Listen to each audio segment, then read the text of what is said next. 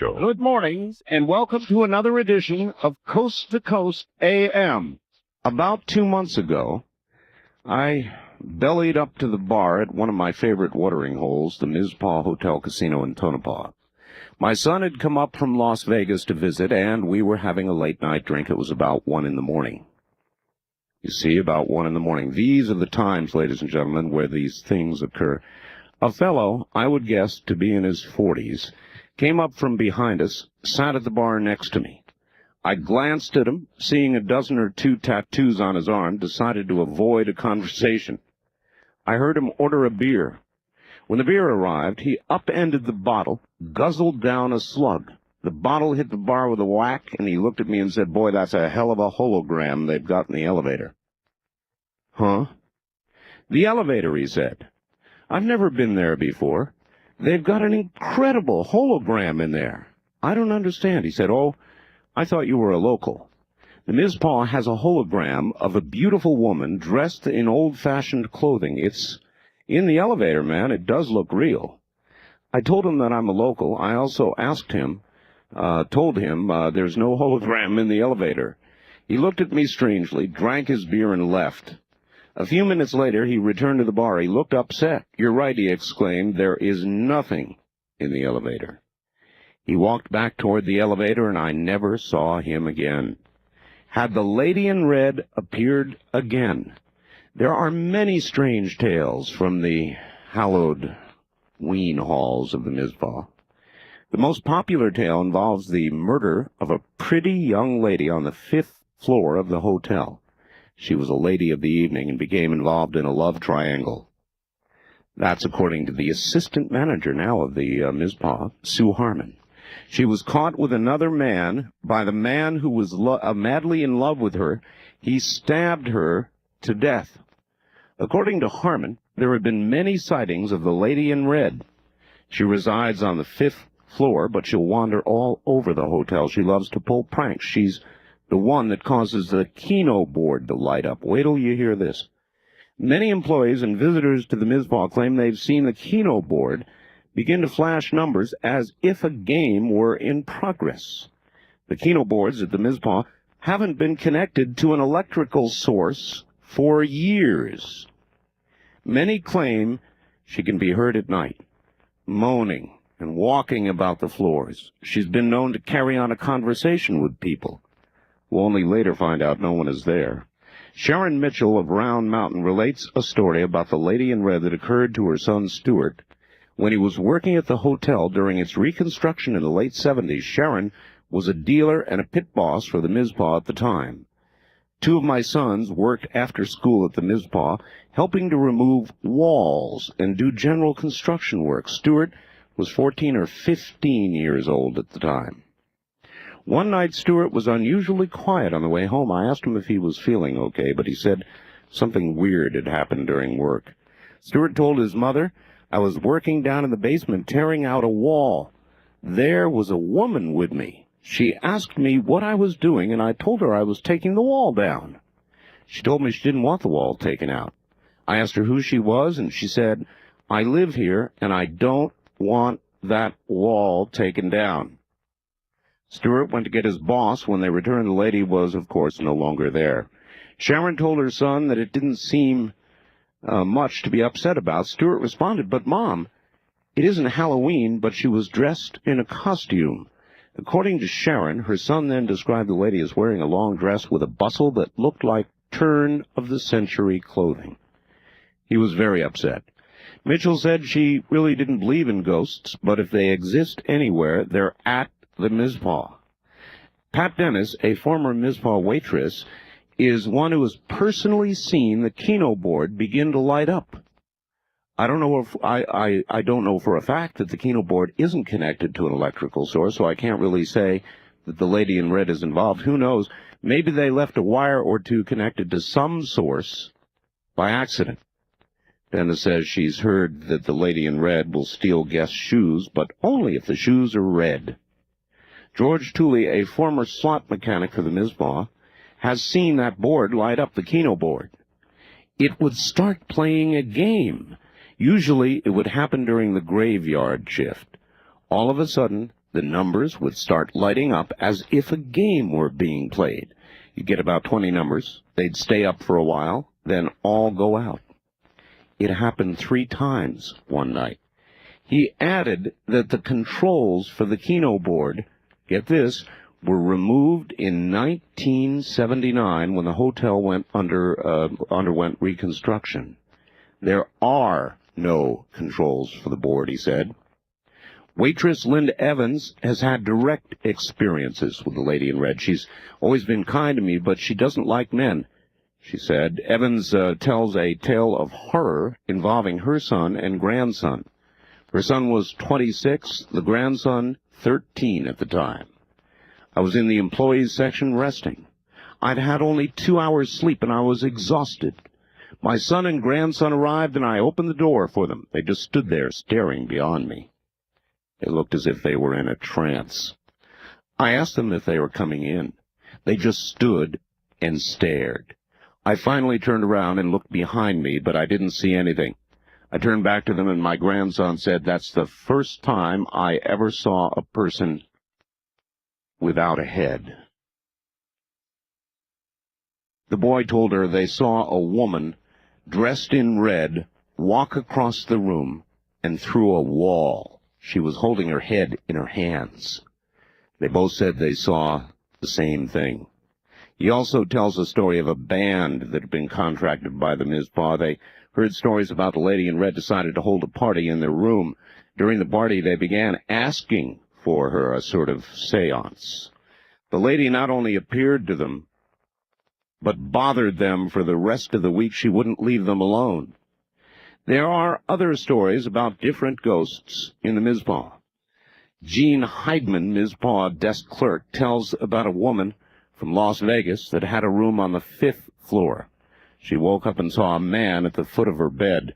She began screaming, made quite a bit of racket. Next morning, while she was checking out, she apologized for making such a scene. She explained to me that it was the worst and most realistic nightmare she'd ever had. She went to the Pittman room, that's the Pittman room, for breakfast. She was drinking coffee, glanced at the pictures on the wall. Suddenly she dropped her coffee cup and began screaming again, "That's him! That's the man!" She was looking at a picture of Senator Key Pittman. According to Jean Bridges, a former waitress, the Mizpah used to have a security guard named Otis. Otis was a huge man that others would be afraid of, big macho type. Bridges and others told how Otis was scared to death of the 5th floor. He would refuse to go up there without someone with him. At some time in his Mizpah career, he had gone to the 5th floor room because of a loud party. And that's where he saw her. And I'm going to stop there. There's more. But that's a little tale of what's going on here in Nevada. And at one of the brothels in Pahrump, Nevada, the locals and everybody there is known for a very long time, there is a ghost. Now, I guess Nevada is a likely candidate for this sort of thing. I don't know why. Our history, some of it in the past, violent. And that brings me to why so many ghosts appear, or so many spirits appear to remain here on this world. I think they can't go anywhere else. Frequently, when a death is unexpected, early, violent, when there's something utterly unsatisfied here on earth, unrequited love, frequently, will bring a spirit that seems to stay. Other reasons, I don't know it all. I just know that I've heard the stories, and this morning you're going to hear them. That's what we're going to do. We're going to talk about ghosts, poltergeists, spirits. And one of the reasons that I've found this topic through my life so fascinating, and I always return to it, is because for a very long time I've been on a search, a hard search, for some sort of proof of life after death. Now, obviously, if spirits are remaining on Earth or here at all, that means there is some sort of life after death. This may be an aberration.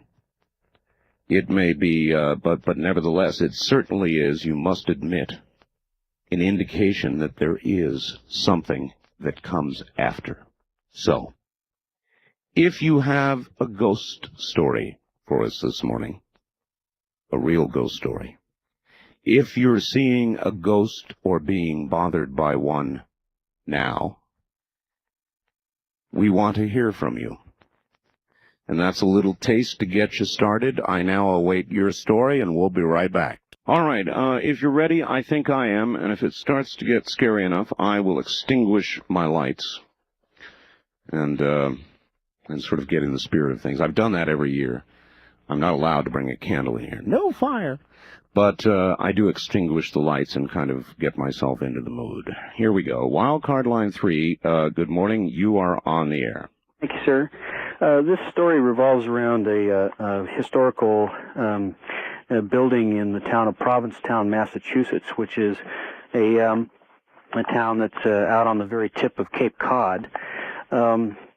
A number of years ago, this is going back about 20 years ago, my uncle was a former California contractor, a builder, who took a job as a caretaker in this building called the Provincetown Inn. Oh, yes.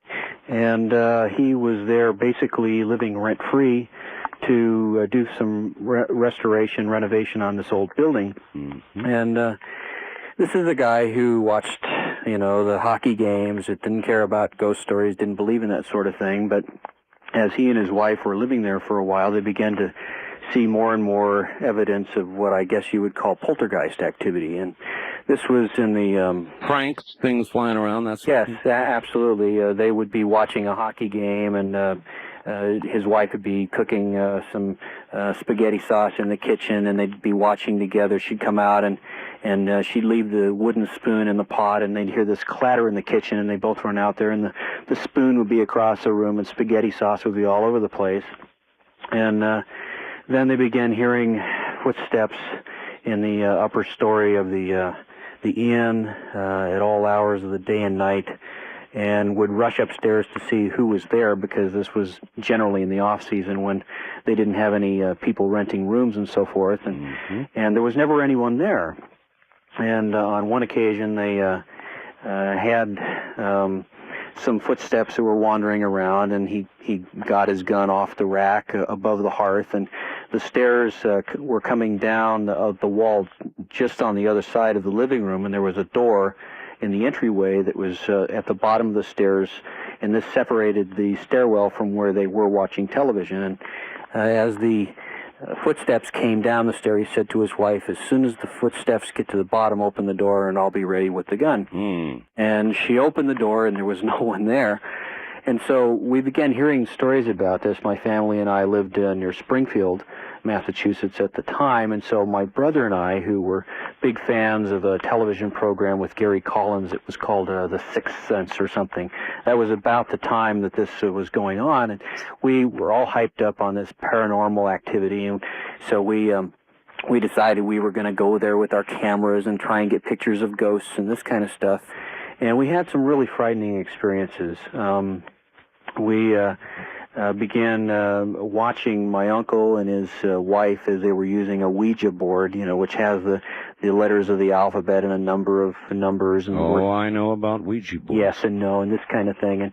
And it turned out that leading up to this particular weekend, my brother and I were there. They had actually done some historical research in the archives in Boston and other places to try and find out about the history of the building.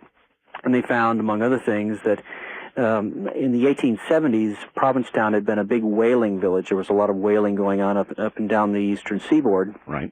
And on one occasion, one of these whaling vessels had run aground on the sandbars off of Provincetown in a major storm, and a number of people had been killed. Well, the lumber that was salvaged from the wreck of the ship was used to build the Provincetown Inn. Oh, no kidding. Its annex. You see, it every time, every one of these stories seems to come back to the same thing. Some sort of violent, unexpected death, or some death that leaves somebody wanting in a terrible moment of love or hate or any giant strong emotion. Absolutely. In fact, the story goes on. I mean, it gets actually quite a bit more frightening. All right, well, listen, we're kind of out of time on this one, but I really do appreciate that. It's right down my alley. Thank you. Thank you, my friend. Good morning. East Coast Ghosts, another place where there are a lot of stories of ghosts and spirits, of course, is New England. Now, I guess you could once again suggest that the older areas, the first settled areas in this country, those up in New England, would be likely settings for such things. And of course, Europe, where society is quite a bit older than ours, and a lot of buildings are quite a bit older than ours, with a lot of history behind them, seem to be troubled by this sort of thing frequently as well. Again, the reason I find all of this so utterly fascinating is that obviously any proof of ghosts, any confirmation of spirits is, in effect, confirmation of life after death. And I know that many of us, not just me, are totally fascinated by that possibility. So that was a good setup call for what we're going to be doing this morning. I guess you've got the idea. If you've got a story, you know what the numbers are. We'll be back with more. I'm Art Bell. Back to the phones. And good morning, first-time caller line. You're on the air. Where are you calling from? Morning, from Alameda, California, right outside of San Francisco. Oh, excellent. Welcome to the program. SRO. Last year, my 5 children and I, we live in a big, old, rambling house, and I started hearing things, but I thought it was the children. The house is so big that you might hear from the next room. With 5 kids, anybody could be anywhere in the house. Absolutely. And I'd go, and the door slammed too hard, so I'd go to reprimand, don't be slamming the door, and there was no one there. So, of course, your mind tells you, I thought I heard something, oh, well. And so then you'd hear footsteps, and you'd think someone's coming downstairs, and you'd go, and, oh, I thought I heard something, oh, well. Yeah, well, the human mind, of course, reaches out to find rational explanations for things that may not have any rational explanation. Absolutely, and denial, too. Sure. It's called denial. Well, unbeknownst to me, the children were experiencing noises and footsteps, and I didn't want to tell them because I wasn't sure what it was, and I dismissed it from my mind. And then when I started saying, no, this is something, I didn't want to scare them. And apparently they were experiencing all this as well, people going into the shower, someone entering the shower when they were in the shower. That would bother me. Oh, that's very unnerving. Suddenly be in the shower soaping up and feel the brush of another body next to you. Oh, no. Sensation of something or somebody, and you quickly look out the curtain and no one's there. You quickly lather off and hurry. Say, but I know I did. But here again, oh well, I guess it's my mind. Well, everyone was experiencing these things, but no one told anybody. I didn't for the specific purpose. I didn't want to scare the children. They didn't tell me, thinking as a child think that if they told me it would come true. Right. The one day that we found out that everybody knew was when I was reprimanding my son, and he was very distracted and agitated, and I thought he was being disrespectful. So as I started to correct him even more, he finally said, no, Mom, it's not you. I saw something. And that's when the flood of everybody, yes, I saw it too, and I heard this, and I saw that, and I mean, you would hear someone jumping on the bed, and I'd go to look, and nobody was there. Another night I was home alone, and I was very agitated, and I couldn't read, I couldn't sit down, I couldn't watch TV. And so finally I sat down and looked at a picture book, one of the children's picture books, and I had this overwhelming sense that someone was looking at me. When they came home, they saw 2 footprints of mud, and my son put his feet in there, And the angle that it was, whatever it was staring at me. That's why I was so agitated. So these things just started accelerating. When the thing found out that we knew, it started manifesting itself in the form of a shadow. And I'm talking about at 12 noontime. The children saw it first, and they became just crumpled. They were crumpled, absolutely. I mean, they were yelling and screaming. And I'd be crumpled, too. And, I mean, I was just... I didn't know what to think. So I called my priest. I went up, and we right away got in the van and went up there and told him, and he didn't believe us. He said there were mice or, people, hysteria, and all the common explanations that you get. I was so upset that on the way home I ran a stop sign. I knew that we saw and we heard what we saw and we heard. Finally, till that night, I saw the shadow. And I bolted up. We were all sleeping now together. We all had to touch each other. Everybody, 6 people in a room, everybody's feet or something had to be touching. We were so scared. I do understand, yes. I didn't want to tell anybody with the reaction of the priest that it wasn't true. I thought we'd be labeled as either liars or... Did the priest come there? No, he didn't even want to deal with it. He didn't want to hear about it. I guess I figured out later, what could he do? I don't know. I still don't understand why he did not help us. Well, we're about out of time. How did it become resolved? Another priest, we found another priest to come and bless the house. The thing got very agitated. It started throwing things and making noises, and when the priest left, it was still here. My children just became hysterical. I got a crucifix and very corny, I guess, but I went through the house, sending it back to where it came, and it left. But I was still about 2 weeks later now. We're still sleeping together. No one can move. We're paralyzed. No one's eating. No one's going to school. No one's anything. And I'm just saying in my mind, what could it have been? And a voice said, your brother. Sure enough, I called around the last known address he was at. No one had seen him in about 15 years. Somehow I was able to track him down in San Francisco. He had died 2 months before. Oh, my God. Thank you. Incredible. Thank you very much for the call. Oh, that sends shivers down my spine.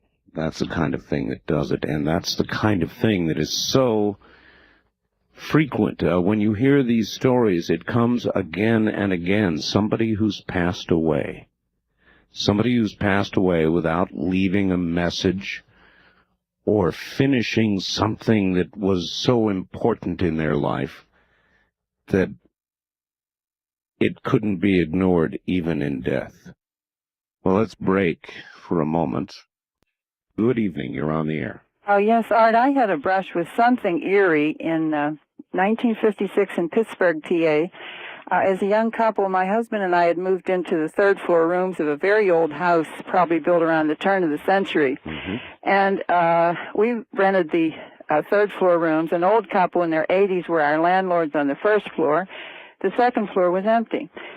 And so among our 4 rooms, there was one particular small room that for some reason I had a very strange, eerie feeling about it. It just never felt right. We just used it for storage and always kept that door closed. So this one particular night, my husband traveled on business and he was away. I came home from work about 6 o'clock. The old couple were in their rooms downstairs, but with their doors closed, so I felt very much alone in the house. And I was up there. Our bathroom happened to be on the second floor, which was empty.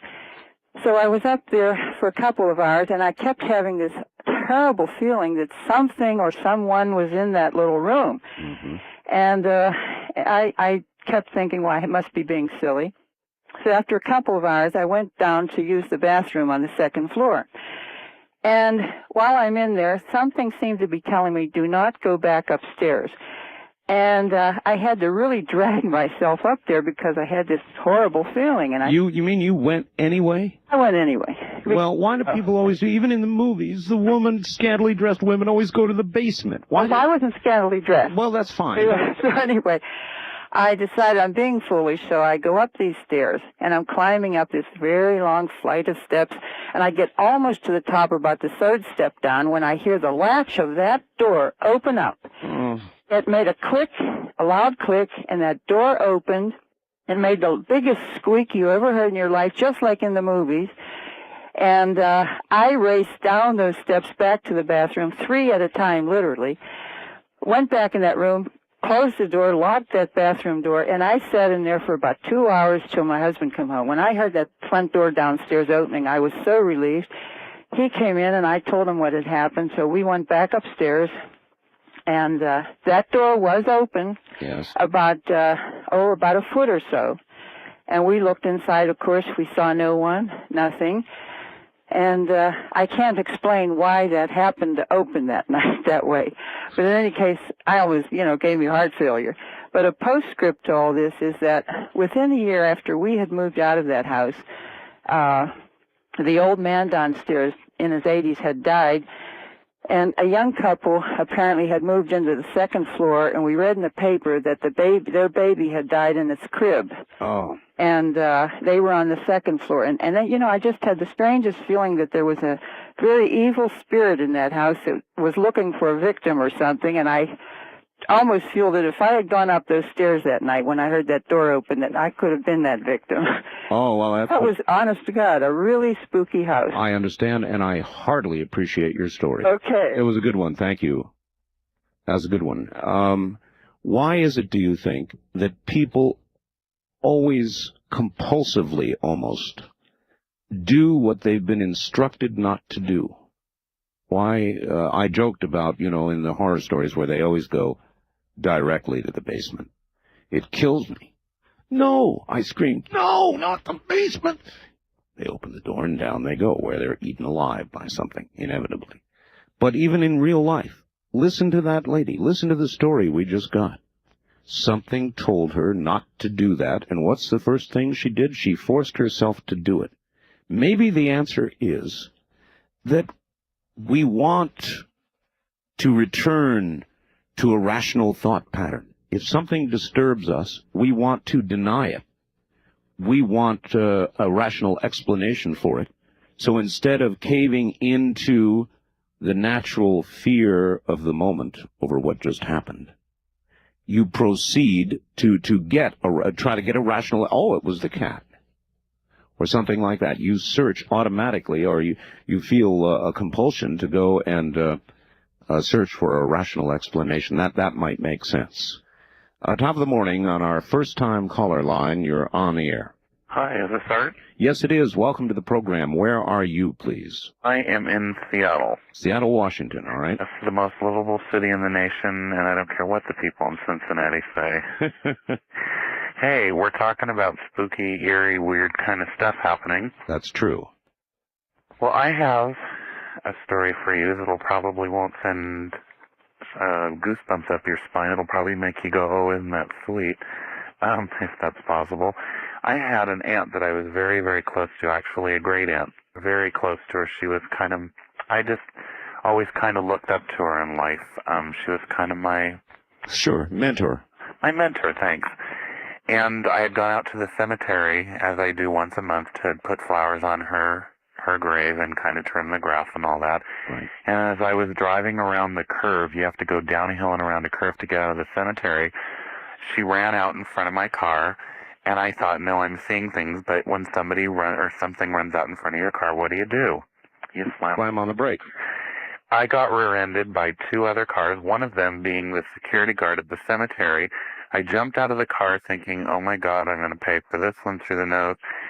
Went back to make sure the people in the other 2 cars were okay, and both of them said, well, that woman shouldn't have run out in front of you like that. And I said, well, you saw her too? And they said, of course we saw her. And I said, well, I don't really remember what she looked like. I knew what she looked like, but, I wanted to check things out. Now, when you went around to check the front of your car, there was, I take it, no woman. There was no dent. I mean, I didn't hit her. She just kind of ran out in front of the car, across the street, and up this hill towards where there's kind of some woods. And there was a family in the car behind me and the security guard all saw exactly the same person. a year after that, I went to the cemetery, drove down the hill, went around the corner, and the same exact thing happened again. And I was rear-ended. You're wrong. Another car. You're wrong, sir. This is a goosebump story. They saw the same person. And I guess the point that I'm getting at is I see my aunt all the time. I see her when I'm in town. I don't know if it's somebody that looks like her, but I just feel that she has a lot to do with the things that have been happening in my life. I feel like she's always guiding me. Yeah, do you tend to see her at critical junctures in your life? You know, that's funny you should say that. A month ago, I was in the hospital facing major surgery, and the door opened one night, and she came in and sat on the bed, took my hand, and said, "The doctors are wrong. They've misdiagnosed you. You need to tell them that." The next morning, I asked the doctor to rerun tests because I felt something wasn't right, and sure enough, the tests had come out wrong, and I didn't need surgery. Oh, man. All right, sir, I've got to run. We're out of time, but believe me, that's a prime... You're a lot. She's there, and she's taking care of me, so I have a good guardian angel. Thank you for the call. My gosh, what a story. Didn't mean to cut you off, but we're out of time, and I think we got the substance of your story, and believe me, sir, you're wrong. That's a big goosebump story. Big goosebump story. That's incredible. Of course... It might be some evidence that there are spirits of all temperaments. In other words, spirits not only that are evil, spirits that are helpful or loving may be there as well. Spirits of all kinds, kind of like a cross-section of the people that we've got on the planet right now, eh? Good morning, line 2, you're on the air. Yes, good morning. Good morning. I wanted to tell you something that just keyed my mind after listening to everyone else. Well, these have already been some pretty good stories, haven't they? Yes, they have. In 1955, we had moved from Ely, Nevada, which is a very famous mining town, etc., a very old town, and we had moved over to Provo, Utah in 1953. And in 1955, on December the 18th, I woke up with a terrible dream that someone in the family had died. And I didn't know who it was, and I immediately keyed on to my cousin, who was still residing in the same town in Ely. And so I called her that night, and I asked her how everything was going and everything. And they, there were 3 kids in the family then, or 4 kids in the family then, and her mother was pregnant with number 5. And she said, well, everything's fine, and I said, well, I was going to call and wish a Merry Christmas. And on December 21st, I woke up, and it was some ridiculous hour, like 12:30 or something, and I'm in school, and I'm a young person. And I said, somebody's gone. And I laid awake and waited for the phone to ring. And it rang, and it was my cousin's uncle had died in a car accident. And I thought, oh, wow, this is pretty weird, And then I had been experiencing other things throughout my life. And during 1970, I was visited in my mirror by my father, my biological father, who I did not know was deceased. That would scare me to death. That might scare me to death. To look in a mirror, I hear stories like these, ma'am, and that would really frighten me. How solid did the vision seem to be? Well, the first thing is it was a new home. Well, it was new to me and my husband, and of course my first child was born while we were there, and I was pregnant with my second child.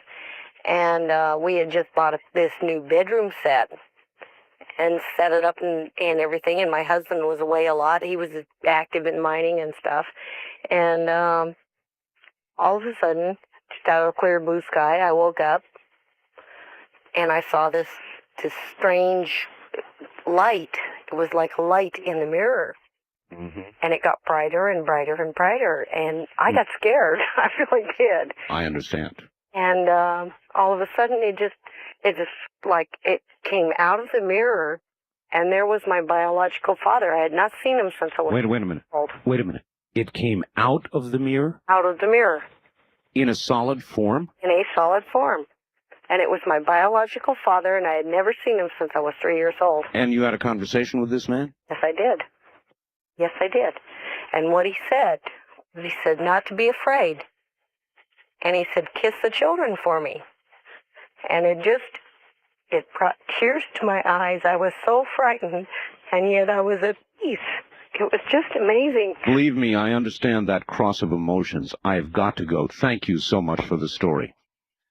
Did you hear her voice at the end? Did you hear that? Do you believe that, lady? I do. Do you believe these stories? I do. Do you understand what it means? I think I do. Is there life after this one? I think there is. Are these things we don't understand? They certainly are. Are they a little frightening? They absolutely are. All I can conclude so far is that in the matter of somebody's death, which is violent, or is unexpected, or in the matter of somebody who dies and has something that they must do, something they didn't finish, somebody they didn't say goodbye to, somebody they wanted to tell that they loved before they left and didn't get a chance to. Children that are left behind that you wanted to be sure understood that you loved them, because what could be more important at that time? Really nothing. Does all this add up to life after death? I think that it does. That's why we do these programs. Good morning, everybody. You're listening to Coast AM from Las Vegas. If you're just tuning in, we are exploring areas that some would say we ought not. Ghosts, the paranormal, things that people have seen and heard.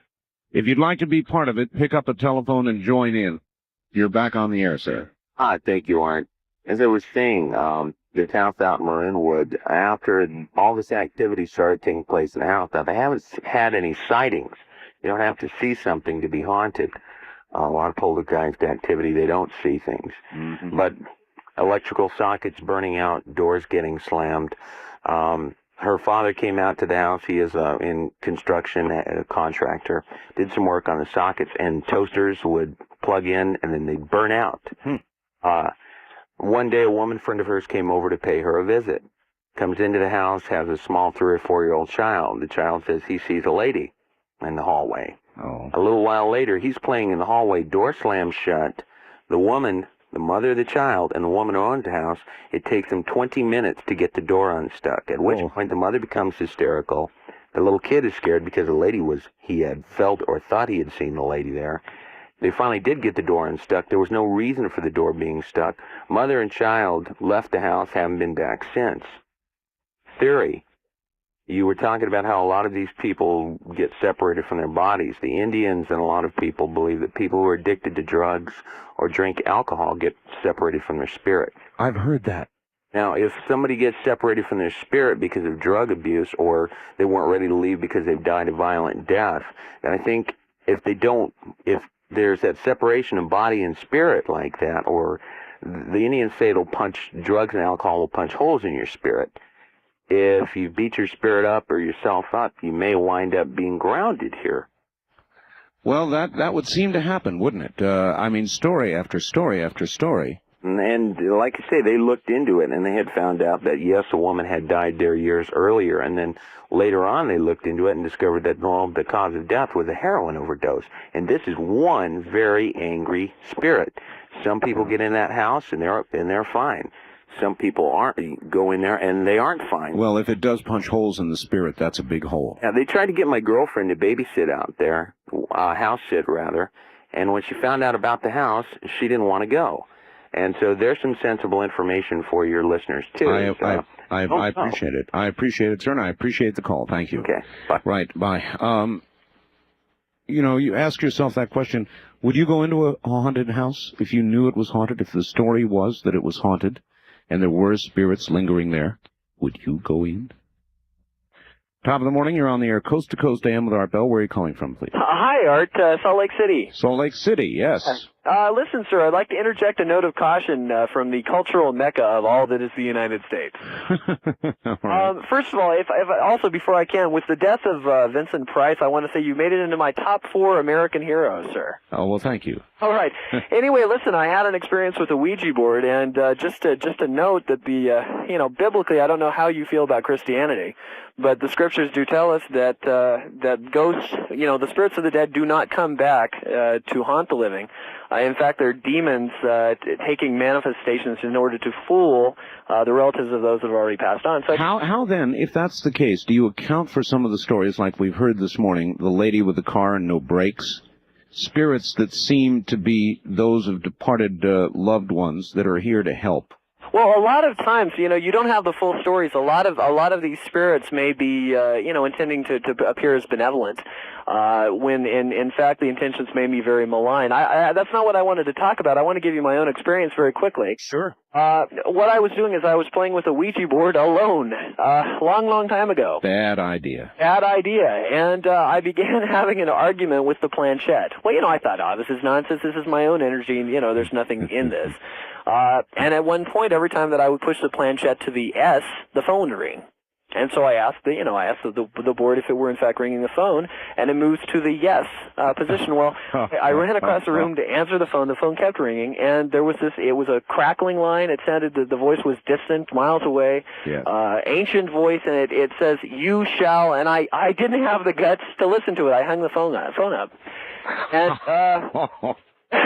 for the next 7 years, this phenomena have been happening in my life. For example, I'll pass by cars. Haven't you forevermore, if I can stop you, wondered, you shall what? I don't know. How could you hang up? I really did not want to know. I didn't want to hear what it was going to say. Okay. But it is a warning. Don't, I've had an aversion to the paraphernalia of the occult ever since.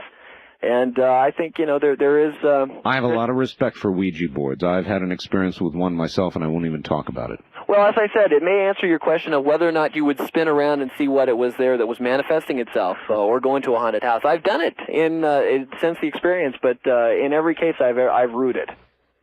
I appreciate your call, sir. Certainly. Have a good morning. All right, that's Salt Lake City with a caution, and a well-given caution it was, too, I might add. Well-given caution. You be careful. There are lots of things out there that we don't understand.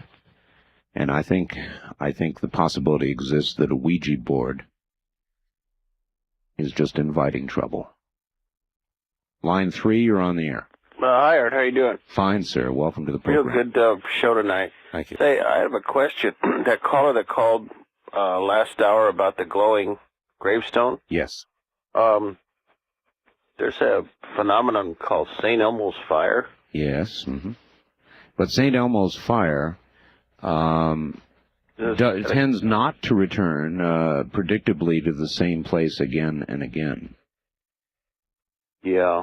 During a... Not saying it wasn't. I'm just saying that on many occasions the caller said he saw this glowing gravestone, and that it would be St. Elmo's fire that many times is not probable. That's true. But that'd be something you really would want to see once, and I think that'd be about it. That'd do me. Yeah. Well, take it easy. All right. Thank you. Just wanted to suggest that possibility, I guess. Hi, on the first-time caller line, you're on the air. Yeah, hi. Where are you, sir? I'm in Alaska. Alaska. All right. I was in the United States Marine Corps, and I was a sniper.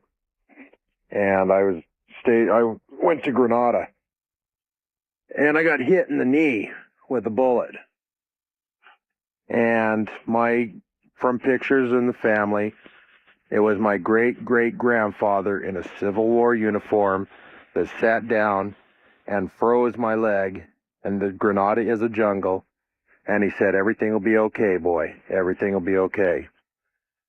And this first time I've talked about it, other than to the military psychologist. And all right, if you don't mind, I want to be sure I understand. You were part of the invasion force. You were a sniper. You were in Grenada. Yeah, my job was to make sure none of the Cubans got into the students at the university. Uh-huh. And so you were stationed there, and you were just going to take them out if you had to. Yes. And an anti-sniper got me. My A-gunner ended up getting him. Hit you in the leg? Yeah, in the knee. Oh, God. Bullet went from the knee. It ended my military career. Went from the knee up around the pelvis bone and out the other ankle. The bullet traveled all. What a horrible injury. Yeah, it hurt. Very much so. And so you were laying there? Yeah, I instantly fell. There was nothing I could do. And like I say, through pictures of the family photo album, it was I think it'd be he was in the Civil War, and it'd be 3 great-grandfathers sat down and froze my leg. My leg was frozen, not cauterized. It was frozen. Frozen. The whole wound, which is something nobody's been able to explain. And he said, everything will be okay now, boy. Everything will be okay. And left? Yeah. That's eerie. What did the medics say? Medics, they were just asking me what we'd done, how we'd done this. Where did we get ice? Nobody could understand. The psychologist told me that it was in the lust of battle, and that I'd lost a lot of blood, and that I wasn't sure what was happening. But my spotter, who was also a sniper, he felt something cold as he was taking the other man out, and he has shot before. It wasn't, it's not the coldness you feel when you take a man out. I understand. It was completely different, and I was scared, but at the same time, there was this great feeling of purity and just the joy of knowing that I had a family member there, because I really thought that the pain that I was feeling, I knew where the bullet went out. I didn't know what the damages were. That's the most incredible story I've ever heard, and I really appreciate your call, sir. Thank you. Wow. For that one, I'll take a quick break. We'll be right back. Good morning. You're on the air. Coast would have been. You were a dial tone. Spirit of a dial tone. Wildcard line 3, you're on the air. Hello, Art. Hello. Yes, this is Mark from Anderson, California. Hi, Mark. Yeah, I had a situation happened a couple years ago. I was sitting at a friend's house, and it was about 1 o'clock in the morning. And we were sitting there talking about, people that we've known throughout our lives. And I was sitting in a chair, and all of a sudden, I bent over in extreme pain. I mean, it took me to the floor, out of the chair onto the floor on my right side. And then I kind of got a headache, and we were just, for some reason, my friend Craig and I both noted the time. Right. The thing that was strange was the next day, my friend was looking through the paper and noticed that a friend of mine had been killed. I used to work at a convenience store, and she used to come in, and her parents didn't really listen to her, and I was kind of like her mentor. I was her sounding board, whenever she had problems. Mm-hmm. And he told me that this young lady named Kelly had died. And I knew the area where she had been hit by a car. I knew that much. And I went out into the area, and I was just kind of walking around. By feel, I found the area where she was hit, just through whatever I have in myself that told me this is it. You just knew it. I just knew it. And we were kind of kicking around, and we saw one of the sheriff's deputies' car go up there, and I went and flagged him down and asked him if he had been working the night she got killed. Mm-hmm. And he said yes, and I told him that she was a friend of mine, and I said to him, I know this is going to sound morbid, but what side of her body did the truck impact her on? He told me that the initial strike hit her on the right side, fracturing her pelvis.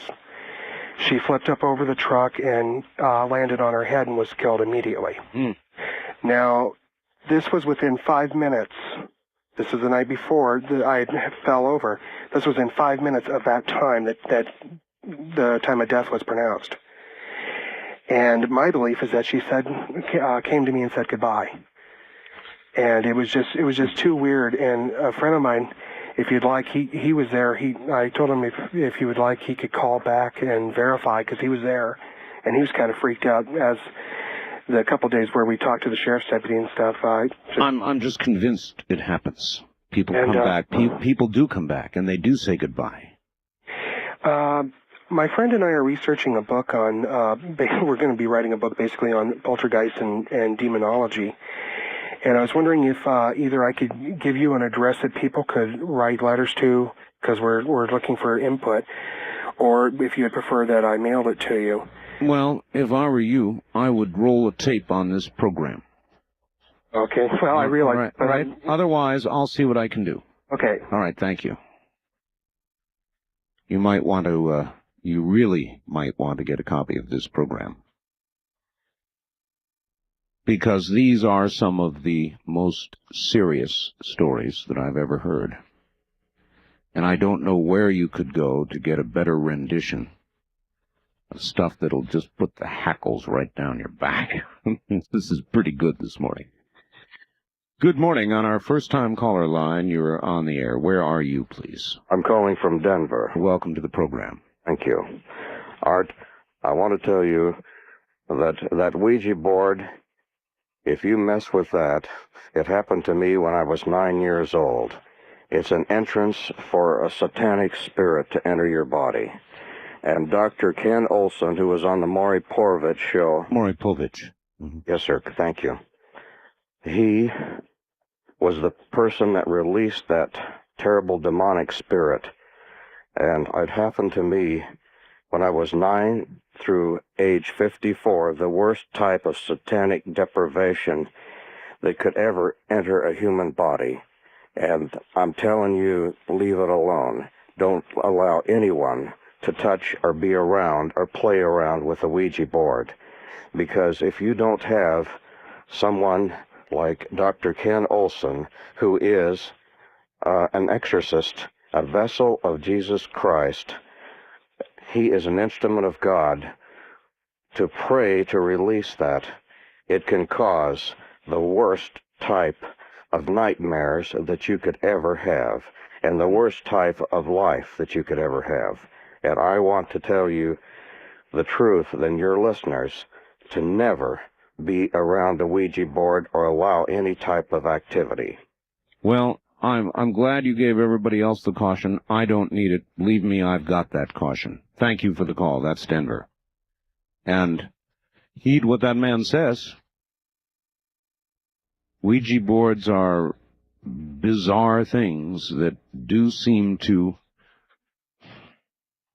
hate to use the word door, open the door, but open a channel, open a conduit for things that you really don't want around you. Line 3, you're on the air. Good morning. Okay, so I'm calling from Reno. Reno, oh, KOH, yeah. And this concerns the old mining camp of Virginia City. Well, the big mines, excuse me, the big mines been abandoned for many years, but there are 700 miles of shafts and tunnels and drifts and winzes underground. Yes, sir. 700 miles, a big labyrinth. And I was having lunch with my parents in Virginia City, and knocking at the back door, and in came an old friend of my dad's, very agitated, a big lump in his forehead, and it was split, just cut, and blood was coming down, so folks patched him up, and he, like many of the old retired miners, he liked to roam through the abandoned mines, take samples out and stuff like that, and he was in the mine called the Ward Mine, southeast of Virginia City. Is that W-A-R-D, Ward? Yes. Uh-huh. And I think I just see he had his carbide lamp in his hat. As he turned the corner and come down a corridor, there, kind of illuminated, was a man buried up over, almost to his head in cave-in dirt. His arms were free, and he was shaking them and waving his head back and forth. His face was contorted, and obviously a cave in there. Our friend was so startled that he turned around and started to run the timber over the roof of the mine, and he ran into it. That's where he got that knock on the head. Well, when he told the story around town, people just laughed and said, well, he must have bumped his head first and had a location. Sure. Several years later, some mining engineers were looking at the maps of the old mines, and they were examining Reward, and it has all the details. And they said, my goodness, there was a fatal cave-in in the tunnel number so-and-so. And that was the one. That is really eerie. True. That's really eerie. I understand, sir. I understand. I really thank you for the call. Okay, Art. And so there you go. There's a mining story. A man buried almost to his head, who had died violently and quickly and unexpectedly. The worrisome part, of course, of that is, if that is to be the manner of your death or mine, would we be forever trapped here on Earth in such a destined to repeat such a gruesome experience again and again, though it wasn't something that was from some deviant behavior that we had exhibited, but simply the unlucky moment of a mine caving in on us? Line 1, you're on the air. Morning, Art. I thought I'd give you a call. Been listening to these programs. I'll give you an experience. A couple of years ago, coming in on 163, I was approaching Level Canyon turnoff. And you know where the old Christmas tree used to be? Yes. Okay, it was right after that fire. It was lightning, and we were joking around as we were driving. And I said, you know, and defiantly, like, just show me that you're out there. And a couple times the lightning struck, and so finally again I said, you know... Just show me that you're out there, meaning God? Well, the superior being, yeah. Oh, God, who knows? Listen, would you hold through my break? It's a good place to break it anyway. Okay. All right. Show me you're out there. Prove it to me, huh? I'm Art Bell. Back now to line 1. You're back on the air again, sir. Okay, thank you. Well, anyway, to make a long story short, we were just joking around, and again, like I said, it sort of was like a challenge, you know, make me a believer. And about that time, literally, 2 bolts of lightning came right across the front of the truck and hit the side of the road about, maybe 400 yards up from where we were traveling. And it was just like out of a Star Wars. I mean, it was one bolt from one side of the car and one from the other. And we pulled over and sat there for about 5 minutes and drove on up to Mountain Pass. And like I said... Tell me something. Had you said this mentally, crying out, or had you said it aloud? We were talking about, and in the conversation, I said it out loud. I told him, I said, Bill, I says, you know... just show me out there, God. If you're out there, make me a believer. And, you know, a couple strikes around us, but then, you know, well, that was close. Give me another sign. Make sure that you can hear me, you know. Well, I'm glad you didn't ask for absolute proof. Well, tell you what, I've never asked for something again that I didn't want. Oh, man, what a story. Now, how has this affected you, and how has it affected Bill? Well, we talk about it occasionally, and like I said, we just look at each other and shake our heads. And like I said, to me, it's a thing in life now. I don't ask for anything that, you know, in a joking manner anymore. It's been said, be careful what you wish for. Yeah, it might come true. Thank you for the story. Take care. That's, that was quite a story. That's a local story, too. That's a road I travel every day. And it's a dark road. And it's a dangerous road that I travel, Highway 160. I do about 120 miles a day on it. There have been a lot of people killed. There are a lot of crosses placed on the roadside to designate the place where it's occurred.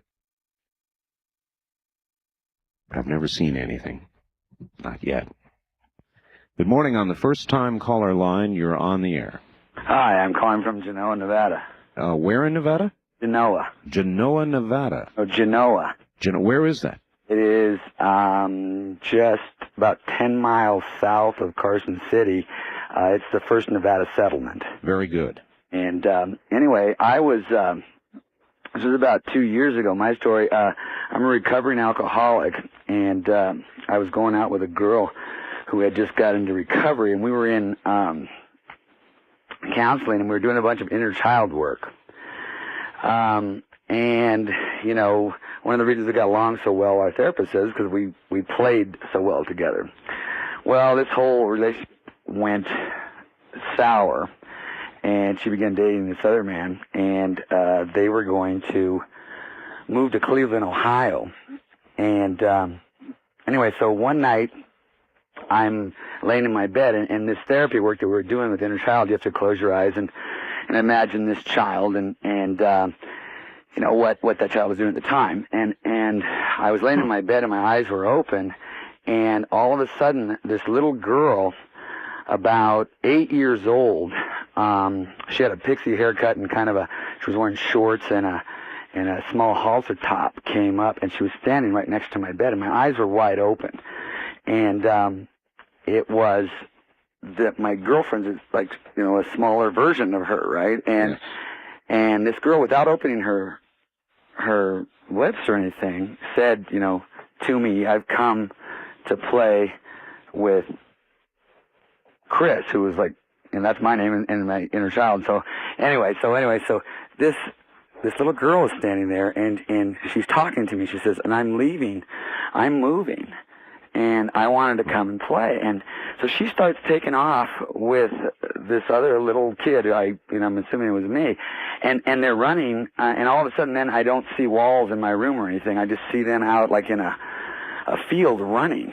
Wow. And I keep saying out loud to this girl who I was had since not dated, Gary, do you feel this? I was wondering if there was a connection between her and me. Right. And I kept saying, do you feel this? Are you here? Do you know, are you seeing what I'm seeing? And then after they got done playing, this went on for, I'm going to guess 10 minutes.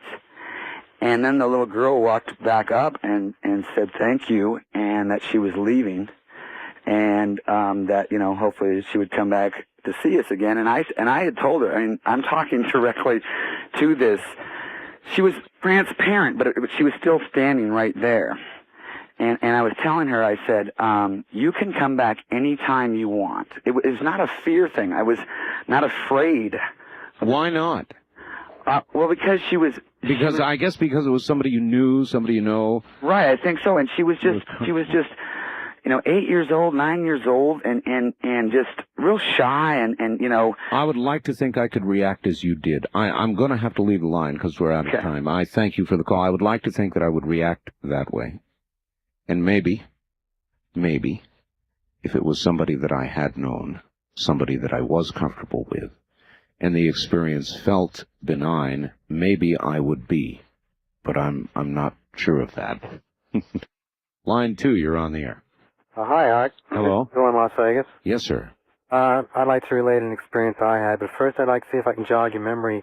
The last time I called in was, a year or so ago, and you had put out a question over the air, and I think it's somewhat apropos of tonight also. The question that you put out was, that night was, what do you think the purpose of life is? That's right. And my call to you was a story that was related to me, and I told you at the time I wasn't sure I believed or accepted it, is that this is where I want to see if I can jog your memory, that we were all gods and goddesses, and we had everything and could do everything, and so we decided to play a game, and the game was called life, and part of the rules of the game. I remember. Yeah, okay. You're right. The question and tonight's topic go together very well. Go ahead now. Some years ago, in the late 60s, I was living in Los Angeles, and I made a couple of acquaintances. They had a small business going. One was a writer, the other was a printer, an artist, and they had made up copies of a poster that they came up with. And in our dealings, they asked would I sell the poster for them. I agreed to, and for a while I sold it around the Los Angeles area to bookstores and so on. And then they suggested, why don't you make a trip to the Bay Area, to San Francisco, and see how it'll go up there. It was during the time of the Haight-Ashbury things, during the hippie days. Oh, I remember the time. And so I agreed to make the trip, and I went up there, and the evening that I arrived in San Francisco, before I decided to get a hotel room, I decided to eat in a restaurant, and then after that I went to a piano bar. I thought I'd just kind of rest for a while and listen to some music, and a fellow sitting next to me at the piano bar and I got to talking, and I let him know that I was up from L.A., and he said, well, you don't have to get a hotel room. There's a house that I know of that isn't being occupied right now, and I've got the key, and you're welcome to use it. I went to the house, and it was on a street of the old Victorian homes that are so frequent in San Francisco. This was about the middle of the block, and it was the only one in a whole row of Victorian homes on that block that was set in from the others. I thought that was interesting. I went up the porch and unlocked the door and turned on a light and went inside. Right. But as I entered, I got a very uneasy feeling in my gut. And as I got further into the place, into the house, that feeling got stronger. And I just figured, oh, well. Uneasy as in you shouldn't be there? Yeah, exactly. All right, listen, we're short on time, so... Oh, I wanted to get the story out.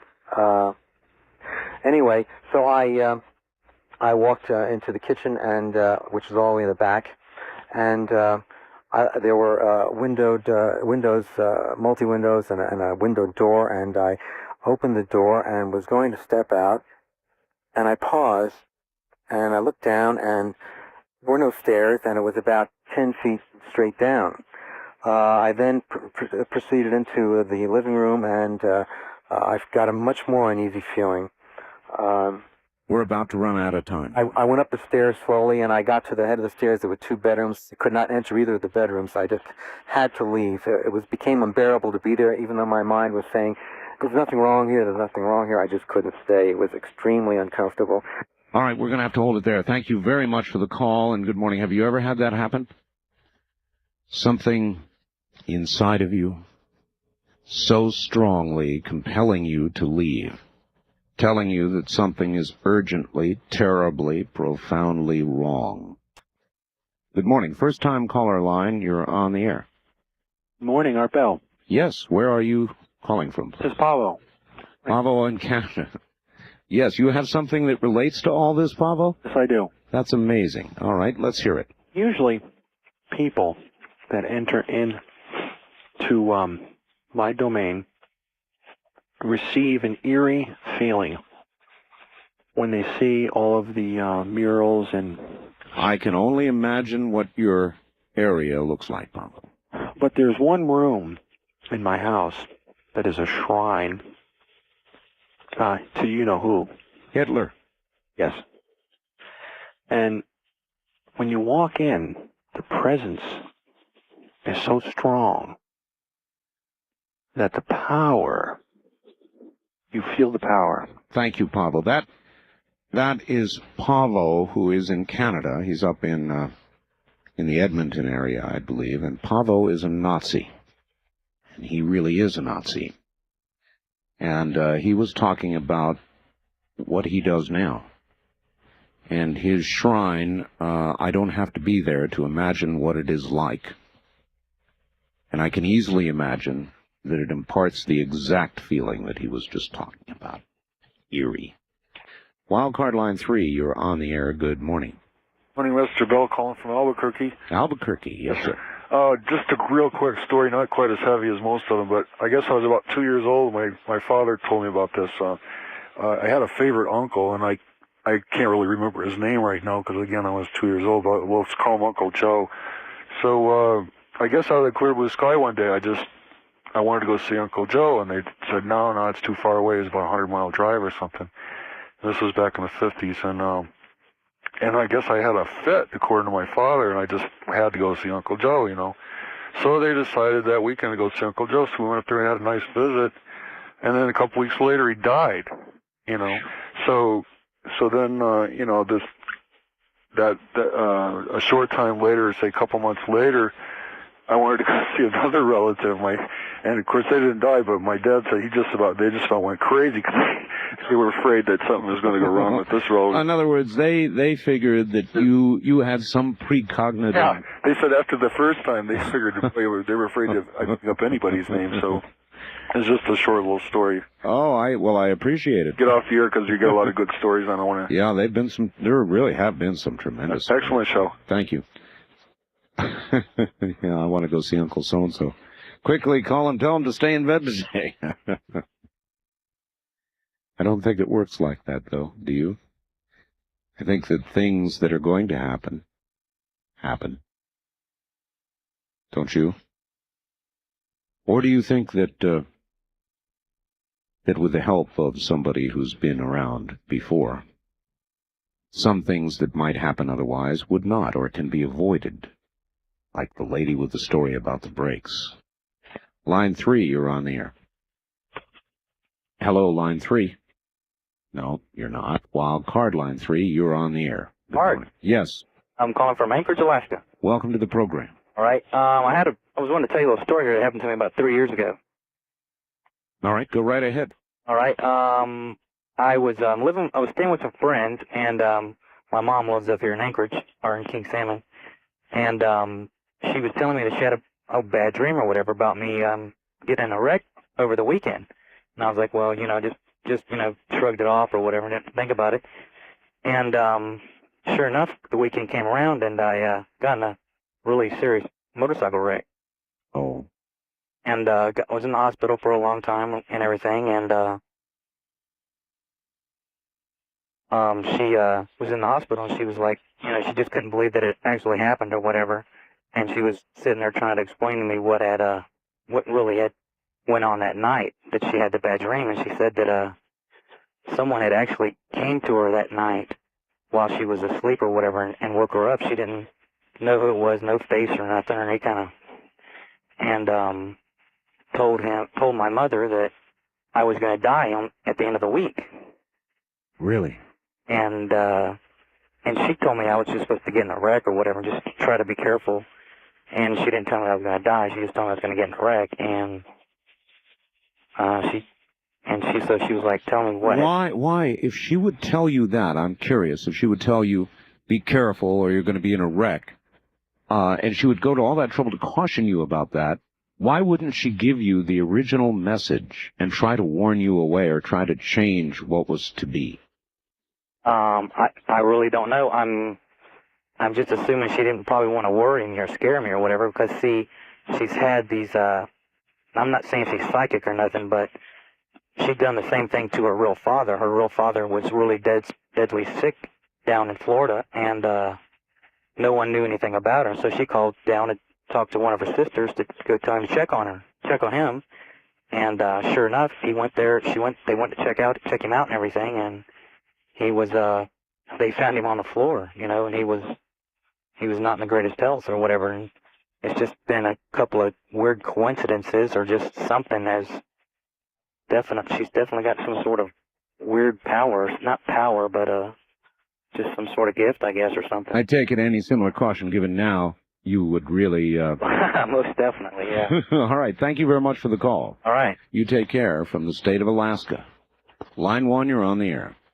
Oh, it's me? It's you. Oh, hi. Hi there. My name's Don. I'm a first-time caller. Hi, Don. And I'm coming from Vegas. I used to live out there in Pahrump, and I have two quick stories, and both of them happened while I was living out there. All right, go right ahead. It is a strange place. Yeah.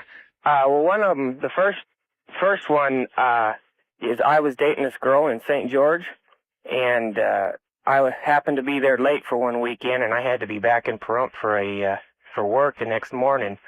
But I was there too late, so I stayed the night at her house in their guest bedroom.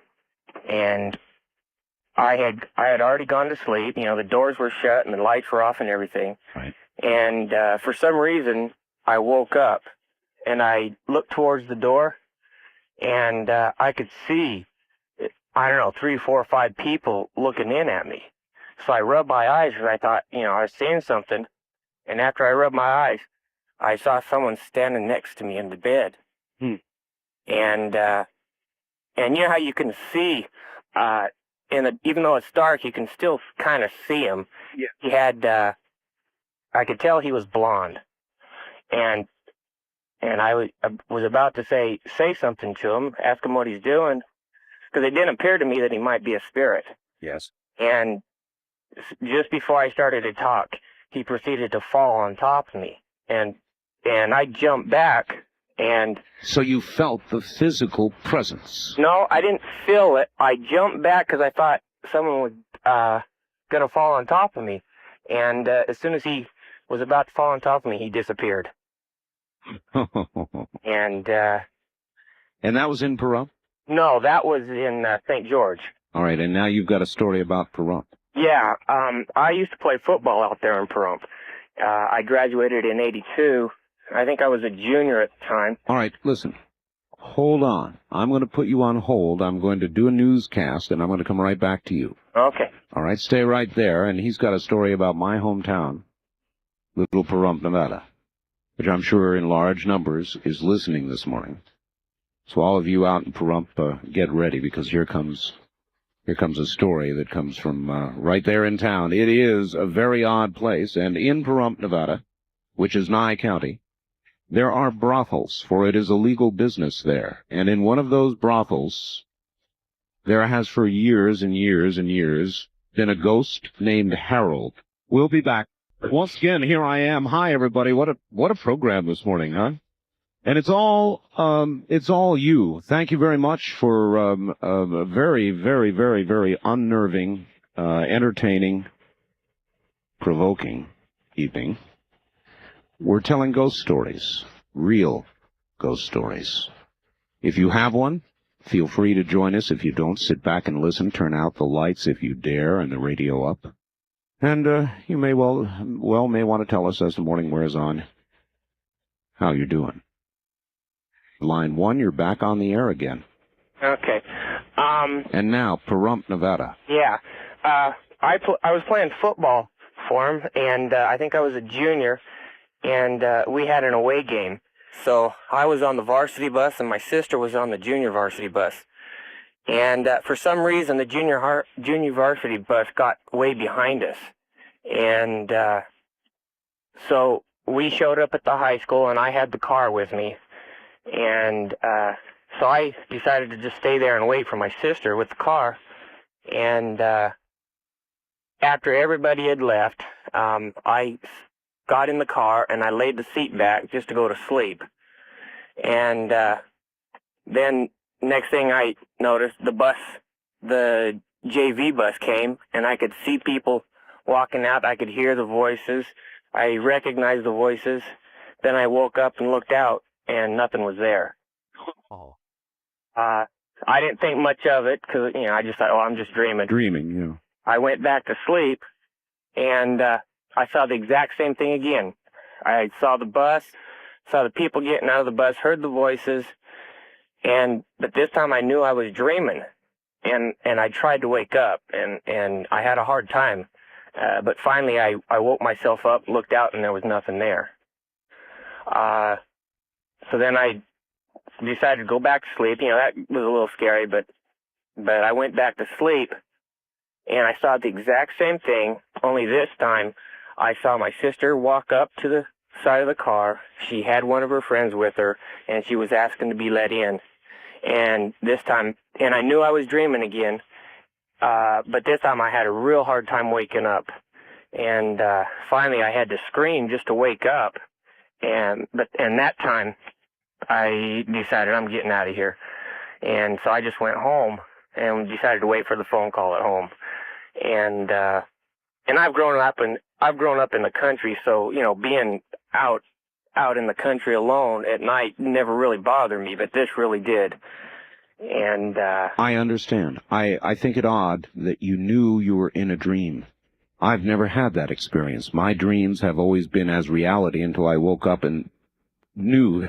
When you wake up, you had a dream, right? Uh-huh. But I've never known in a dream that I was dreaming. That's odd. And I lived about a half a mile from one of those houses of ill repute that you talk about, so you know how far I had to drive home from high school. I do. I thank you for the call. All right, thanks. And, yes, indeed. I know the area. Good morning on our... Oh, you would have been. Wild card line's free. Instead, you're on the air. Hello. Hello, Art. I have a little story. This goes back to, about the early 70s. Where are you? I'm calling from Linwood, Washington. All right. AVI. My name's Tom. I was traveling across Nevada from Idaho down to California, and it was early in the morning, and I was outside of Winnemucca about 5:30 or 6 o'clock, and I was by myself, and I'm out of breath. Okay. As I was driving along, it was out in the desert area, and there was virtually uninhabited. Right. And a car came up behind me with two inhabitants who they started following right on my bumper. And I became concerned because it became apparent that they were really interested in getting me stopped. And they would pull up alongside and motion me over and things like that. And I was afraid that I was afraid they were going to assault you, rob you, whatever. Yeah, sure, that'd be natural. So as we went along, this played out for several miles, and they kept motioning for me to pull over, and they come up alongside, and I became quite fearful. Well, the oddest thing happened. I had a flat tire, and I could feel the car start to sway. Sure. And I pulled up to a stop, and off to the right was a house, and this car pulled up along and stopped behind me, and I didn't know what to do. I was afraid to get out, and somebody came out of this house to a pickup that was running. I mean, this was the only house in the area. There was nothing else around. Right. And he walked out and he looked, and one of the people in the car pointed to this guy, and then they went ahead and pulled on by me and took off. So I got out, and I looked at the man, and he was doing something around the pickup, and so I went ahead and got my tire out and changed it and went on my way. Well, this left, it made me quite fearful. Yes. Well, on the way back from California back to Idaho, I looked for this place. I wanted to stop, and it left such a mark on me psychologically. Sure. I found the place. It was totally uninhabited. No windows, no doors, just a little shack. Yes. And what do you think happened to you? I mean, I honestly don't know. I honestly feel that something something kept me from being harmed. Something wanted to warn you. Yes. Well, that's these two guys away is what happened. That's quite a story. Thank you. You're welcome. Good morning. On our first-time caller line, you're on the air. Good morning. Yeah, good morning. Where are you, sir? I'm in Reno. Reno. My name's John. I'm from, I'm in Sparks. I've been listening to your show on spooks and goblins here, and let me turn down this radio. No, just actually turn it off all the way. Just extinguish it. There, it's out. Right. And I got an interesting story.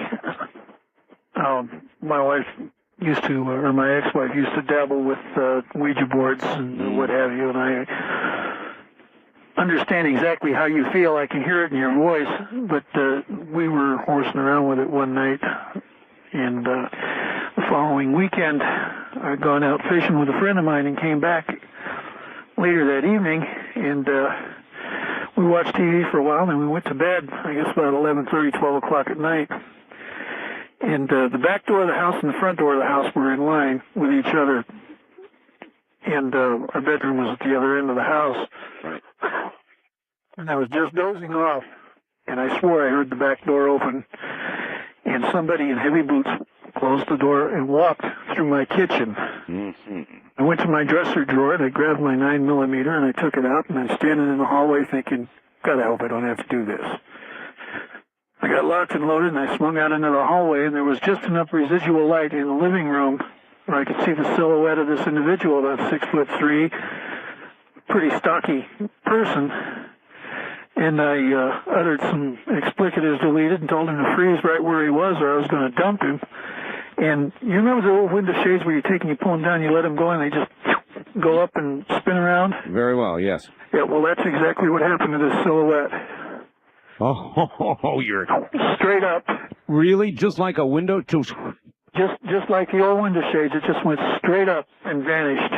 And that was a very puckering experience, if you know what I mean. I know what you mean.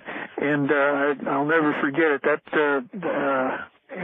We had other interesting happenings in that house, too. We had clocks that would mysteriously just slide off the shelf and drop onto the floor for no reason at all. Well, this has been sphincter tightening enough for me. Yeah. This is a really great show. I want to get off the air and listen some more. All right, thank you. Have a good morning.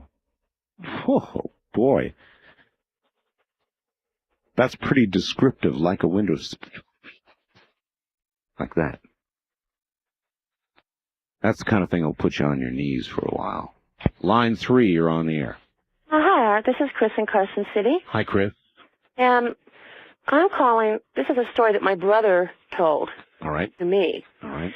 And I have no doubt that it's true. He doesn't engage in lying. But my brother was taking a nap. First of all, my father passed away in June of '91, and he had a very sudden heart attack.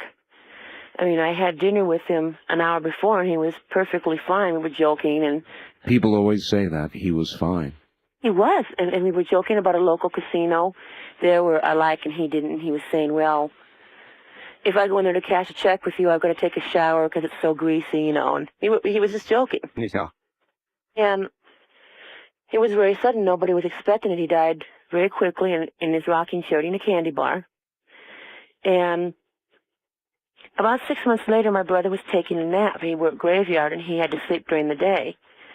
And he had somebody watching his children in the other room. Well, in his dream, he heard a phone ring. Now, he has no phone in his bedroom. But in his dream, he heard the phone ring, and he picks up the phone, and it's my father on the other end of the line. Now, my father was a compulsive gambler, and I think one of the things that killed him was the stress of having gambled away everything that he and my mom had. Guilt. And my brother said that he heard casino noises in the background, and the noises of slot machines, and he could tell that my father was calling from a casino. Yeah.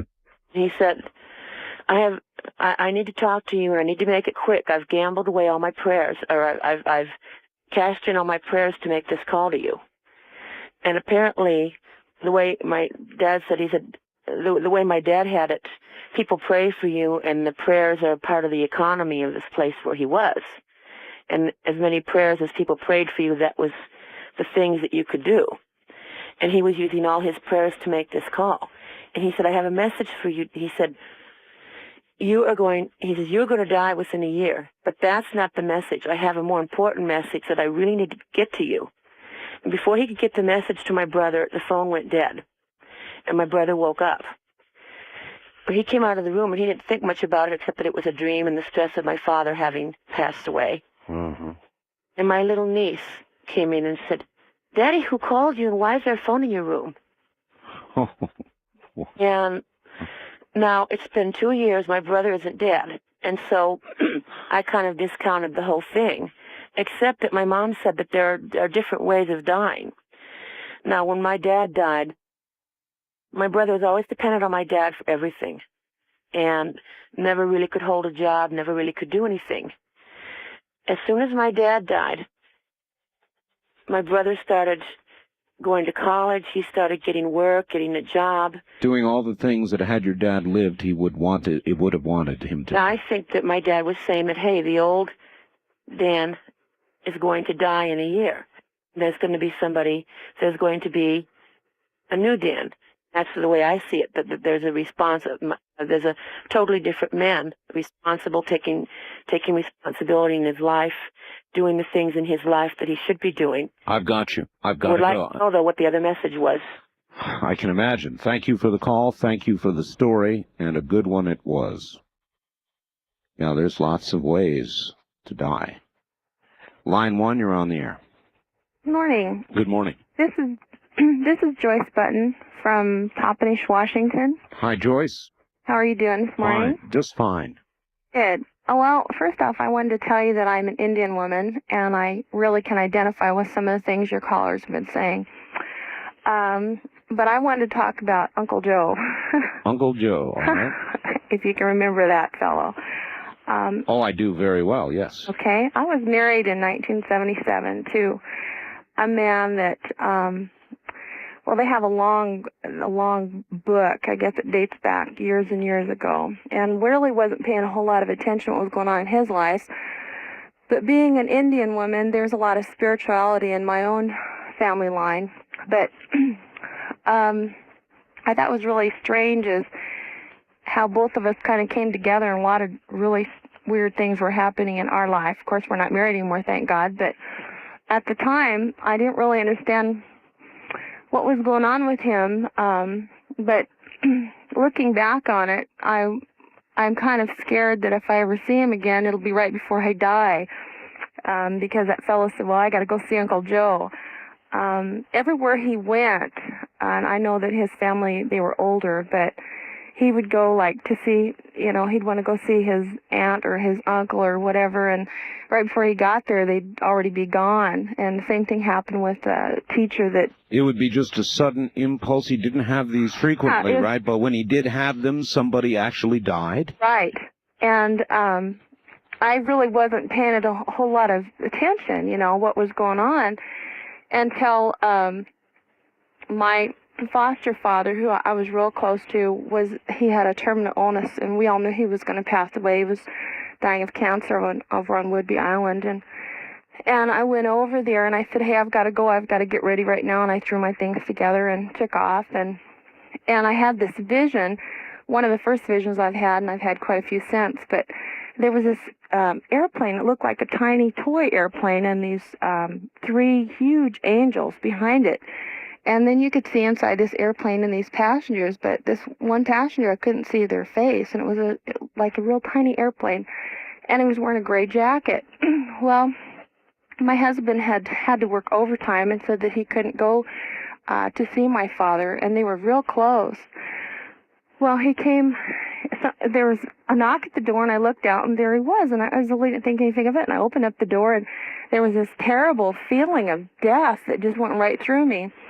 And my foster brother, who was a nurse, literally ran down the hall, and he said, no, let me get him ready for you first. And I just got terrified, and I took a look at his face, and I said, well, let's go across the street and see the kids, because they were staying at the neighbors. And halfway through the clearing, I felt my father die. And I just felt so horrible when I felt his spirit, you know, just leave. And, of course, I knew my dad was dead, and I went and tried to get him involved with, seeing the children. When we got back, my mom was having a glass of high cherry wine. Dad has always made wine himself, and she looked right at my husband's face, and she just with hate in her eyes, and she said, well, he's dead, you know, like he had been the one to kill him. And all of a sudden, I remember that vision of that gray coat, and I looked at my husband. He was wearing that gray jacket, and it was him. He was coming, you know, in that tiny plane.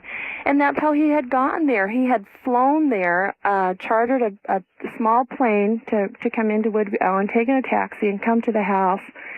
And all of a sudden, all the pieces fit together, and I looked back, and I thought, oh, my God, you know, he told me that he was going down the hall right before his father died. Well, listen, we're out of time, but if ever a woman had reason not to see an ex... if you hear he's on the way to visit you, I'd grab the nearest passport and be headed out. I think I will. All right, thank you. Bye-bye. And while we're on the subject of airplanes, I have a very good friend that works for one of the major airlines in this country, maybe the biggest airline, actually. And there are some planes, and I'm intentionally not going to tell you which airline it is. Actually, they've made movies about it. But because of the violent nature of airplane crashes, companies that have been in the business for a very long time and have had crashes know planes are haunted. There are some bone-chilling stories to be told about haunted airplanes. And because I don't want to compromise something that's been told to me, I'm not going to pass it on to you. I'm just going to say, believe it. There are some airplanes that are that have more flying than just the paying passengers, let me put it that way. Good morning. On the first-time caller line, you're on the air. This is Alan from Birmingham, Alabama. Alan from Birmingham. Hi, Alan. How you doing? Still doing the stuff on the ghost stories? Oh, we sure are, Alan. All right. Well, I got one for you. All right. All right, me and my best friend, ever since we met, we've been having, like, strange occurrences happening whenever we're around each other. Right. And, you know, we could, like, know what each other's thinking, and if something happens to one of us, you know, the other knows about it and things like that.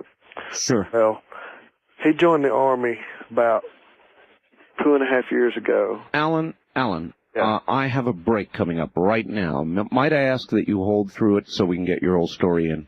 Okay. All right, good. Stay right where you are. That's Alan in Birmingham, Alabama. Back with us in a moment. Welcome back, everybody, to a night of, well, she expressed it well. I'm Art Bell, and this is Coast to Coast AM. Back to Birmingham, Alabama now. Good morning. You're back on the air. Thanks for waiting. Yeah, all right. Okay. So, me and my best friend Lance, it's like, you know, we always kind of have, like, sort of like the same dreams and stuff, but we was always wondering how this happened and stuff. So, he got hurt while he was in basic training, and he had a convalescence leave, and I was living in Huntsville at the time. Right. And we was always wondering why this was happening and everything. And one night, about 3 o'clock in the morning, all these dogs in the neighborhood started barking, and, you know, we was wondering what was going on. So we walked outside and looked around and couldn't see nothing. All of a sudden, we looked up in this tree, and there was these red glowing eyes. It was real freaky. Red glowing eyes? Yeah. Okay.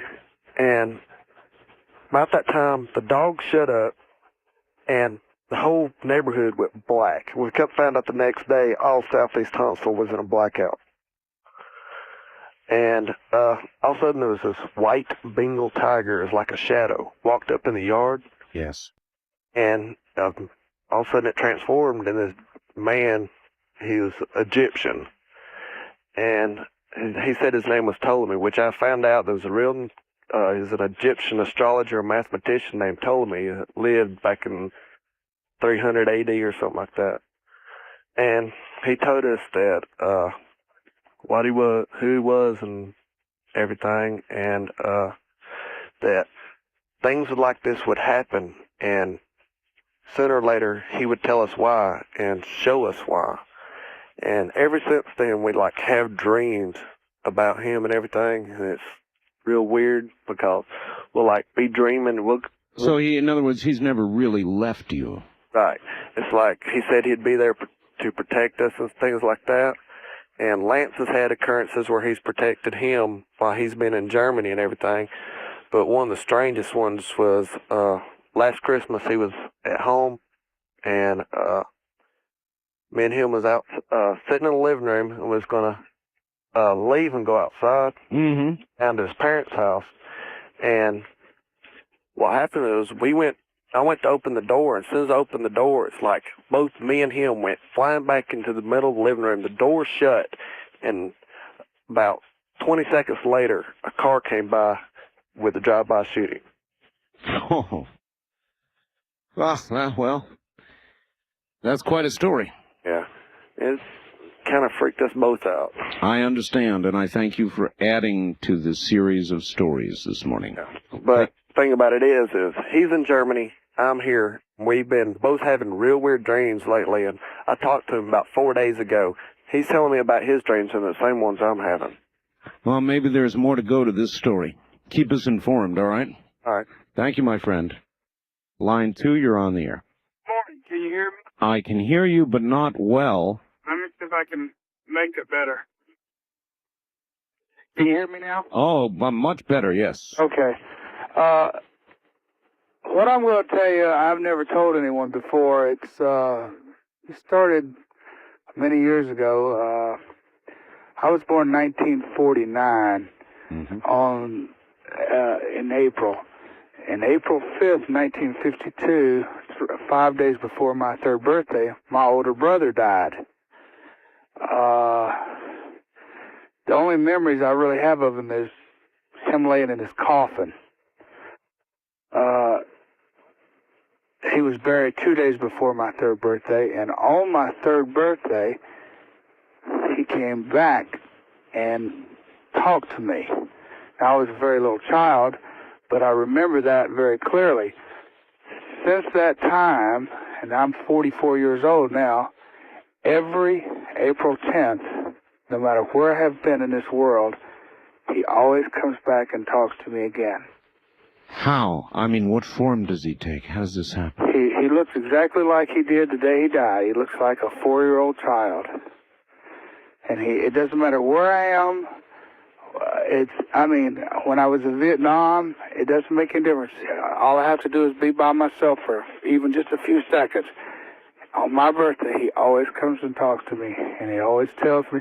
He doesn't tell me anything that, is really revealing anything. He just tells me if everything's going to be okay and not to worry about it.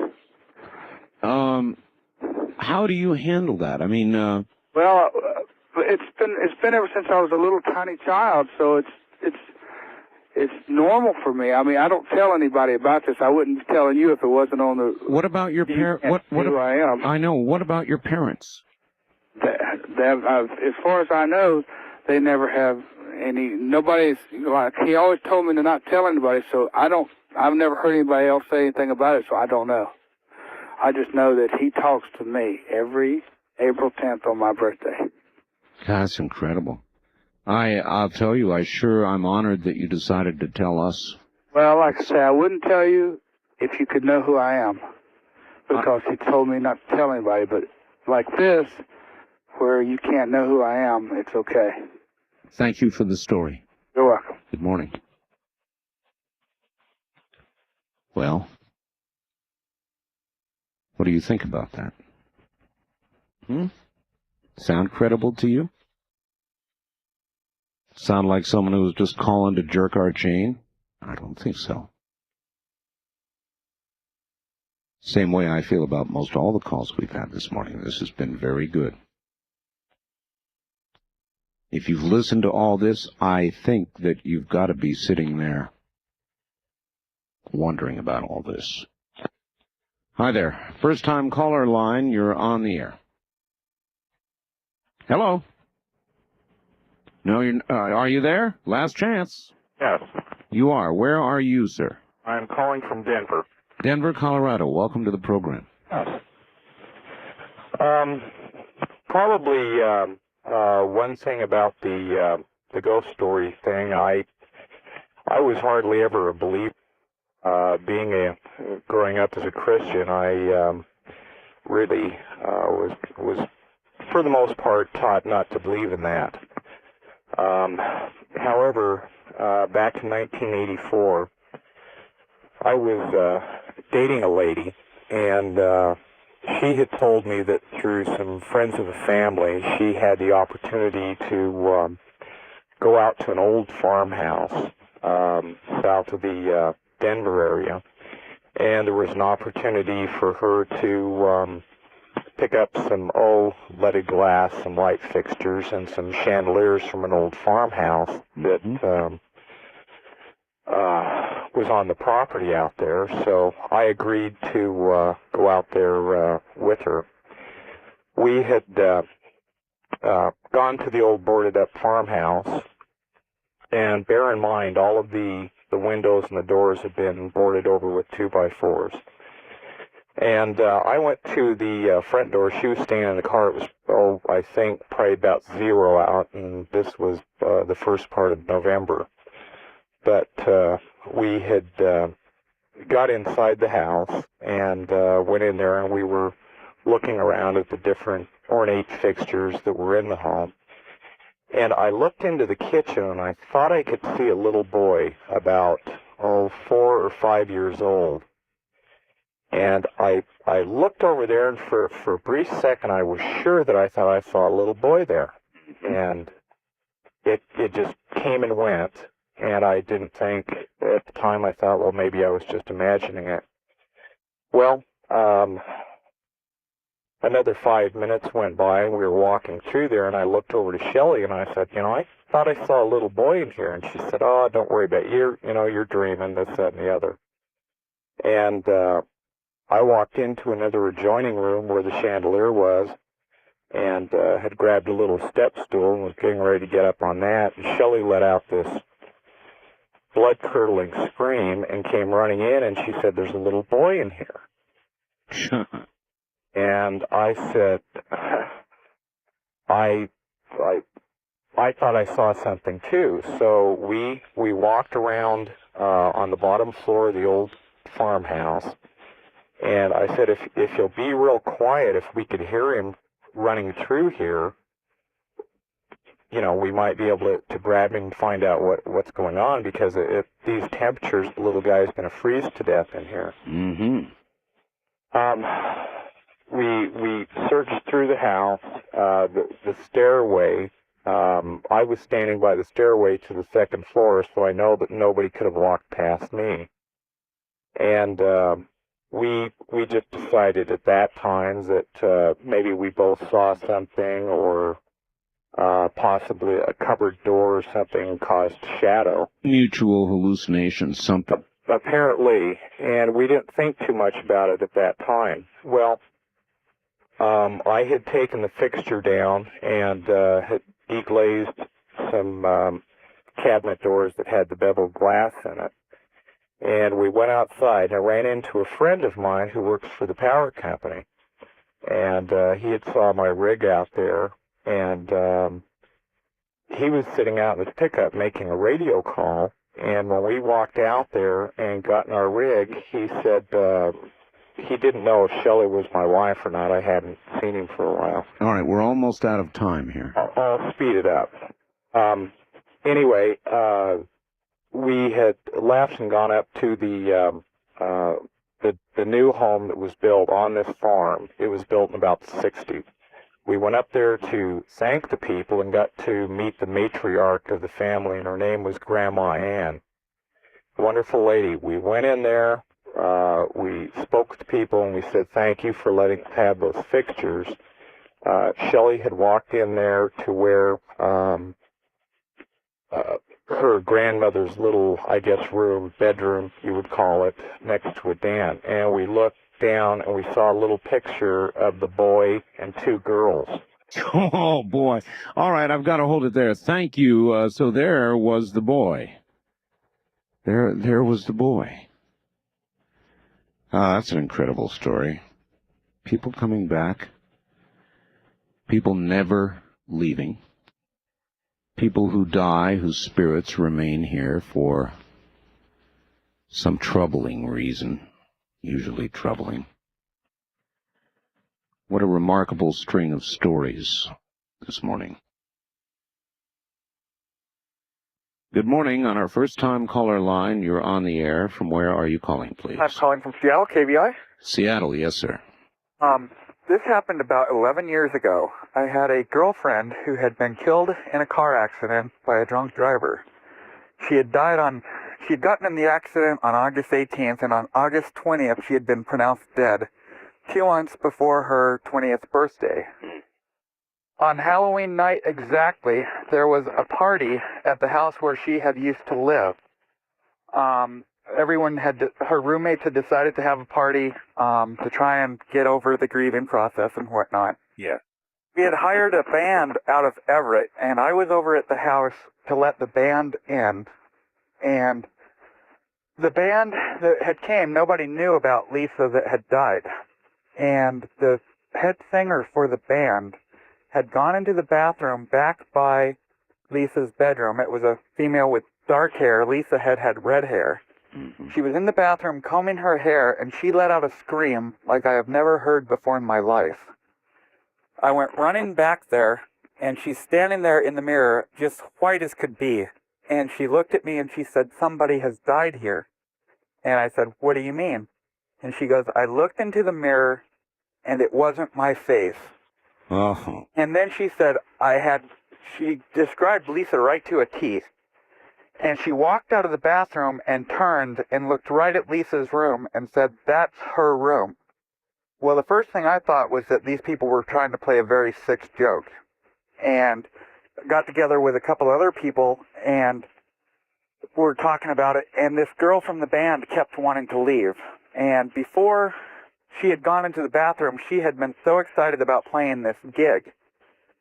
Later in the evening, I was standing in Lisa's bedroom talking to somebody, and I looked into the window and saw her reflection from behind me and heard her voice asking me to leave. And I left the party, and then later that night, over $10,000 damage was done to that house by people getting out of hand. And wow. I just really believe, and, you know, just sitting here recalling it, I get the shakes like I did that night. And I just really believe that she had came back not wanting people sitting there getting drunk. I'm kind of curious about something. How has this affected your spiritual life? Since that time, what's your belief system like? I mean, are you now absolutely convinced that there is another life? Oh, yes. I've been convinced. When I was a child, my parents owned a mobile home, and they had always told us that this mobile home was haunted, and have always told this story. And we always thought they were kidding with us, trying to scare us and whatnot. And until this happened, I really didn't believe it. And, you know, I still get the shakes. I'm sitting here shaking now, thinking about it. Hearing these other stories must be a very reinforcing experience for you. Yes, it is. Thank you for the call. Thank you. And good morning. And if you're just joining us, welcome to the program. We're telling ghost stories. Real ones. The place where Halloween is really occurring. Right here. It's called Coast to Coast AM. Good morning. Line 3, you're on the air. Hi, Art. Hello. Some incredible stories tonight. This is Margaret at Grants Pass, Oregon. But anyway, my story dates back to 1945. And the year of my birth, I might add. Oh, you're that old? Oh, my goodness. Oh, well, I'm 71. Are you that old? Yeah. Oh, my goodness. Yes. Anyway, my husband had commando training. I knew he was going into battle in the Navy and advanced echelon, and I was just worried sick over him when he left because I didn't know where he was going, what was happening, and everything, you know. And Sure. I went with a friend of mine down to Alpera Street, and I don't believe in fortune telling or anything. Well, maybe I do a little bit now. But anyway, then we went into this fortune teller, and she was listening to a young girl who was there with a sailor, and after she was through, I said, well, I didn't want to rush her or anything, you know, and she said, well, that's okay. All she wanted was find out whether the boy liked her or something like that, you know. Sure. So then I told her, you know, that I was worried about my husband, and we had only been married a short time, and she said not to worry about him, to take care of myself, that he would be just fine, but just take care of myself, yeah. So I didn't think too much of it, but sometime later I went by myself to an elderly man in Maywood, in southeast L.A., and he was a fortune teller, and after he told me that he was going to be just fine and I should take care of myself, and followed me all the way out to the car, kept telling me, now you watch out, you take care of yourself. Well, how come you didn't turn around and say, why? I mean, what's going to happen to me? I think I'd have to ask. Yeah, well, I just didn't believe in fortune tellers, you know. I just... yeah, but I mean, we're talking same message, two tellers. Yeah, that's right, but I didn't link them together. Really. All right, we don't have a lot of time, so what happened?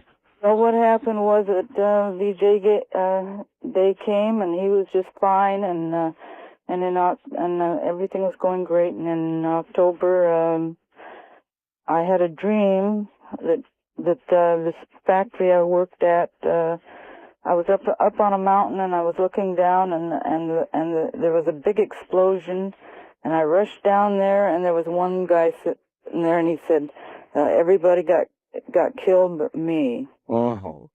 And about a week later, I was involved in an explosion, and I was the only one that was hurt. And I was in the hospital, and I think the first day they had a horrible heat streak, and I asked God. I said, "Please let me die. This heat is terrible," because all the good hospitals were filled up, and All right, we're about to not be able to continue, so I'm going to have to say we'll hold it there. Call me next hour if you can get through. Thank you. I'm sorry, but that's the end of the time. But not the end of the program, by any means. The place where Halloween is really occurring, right here. It's called Coast to Coast AM. If you have a story for us, come on ahead. We've only got one more hour of it, and this is it. Wildcard line 3, you're on the air. Good morning. Good morning. I kind of like to share a story, well, 3 stories if I have the time. All right. Where are you? Where are you, please? I'm in Little Lake, California. Little Lake, California. All right, go ahead. The first time that I ever had some sort of strange experience, I was lying in my bed with my eyes closed, and I could see these faces floating through my room.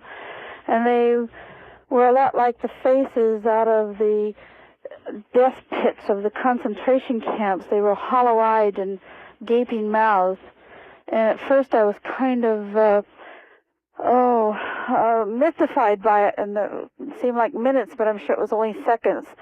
And I thought to myself, well, if you're here for good, you can stay. If not, if you're here for no goodness, go now. And immediately the faces disappeared. The other story, my husband was in the Pacific, and he was fighting the Japanese. And there was a young Marine that came back across the no man's land, and the Japanese were shooting everything they had. And when he got to the other to their lines, he was riddled with bullet holes from his waist down. His legs were, all his bones in his legs were shattered. And whenever the chaplain asked how he got there, he only replied, "My father brought me back. My father brought me back." And whenever it come to find out, I think the Yank magazine wrote it up in the fact that the chaplain found out that the father had died in the Battle of Aragon or some other battle. The third one was a couple years ago here at my home. We had these footsteps constantly, maybe 2 or 3 times a month out across the patio and wooden deck. And my husband was out in the workshop working one day, and each time we'd hear these footsteps, we'd check them out, and there would be nothing there. And this particular night, he was working out in the workshop, and he thought I'd called him, and I said no. And he went on back to what he was doing, and suddenly a hammer flew across the workshop and just missed him by fractions, and there wasn't a soul nowhere. Wow. And we have no idea how the hammer or who threw the hammer, but it went across the shop nevertheless. Unmistakable message, nevertheless. Nevertheless. Thank you very much for your call and adding to our list of incredible stories this morning. Some of these have been truly incredible, and I'm going to have to sit down and listen to a tape of this program myself. We'll be right back. Good morning. First-time caller line, you're on the air. Good morning. Hi, where are you, ma'am? Spokane, Washington. Spokane. This is back in the 50s. Oh, gosh, wait till I turn this darn heater down.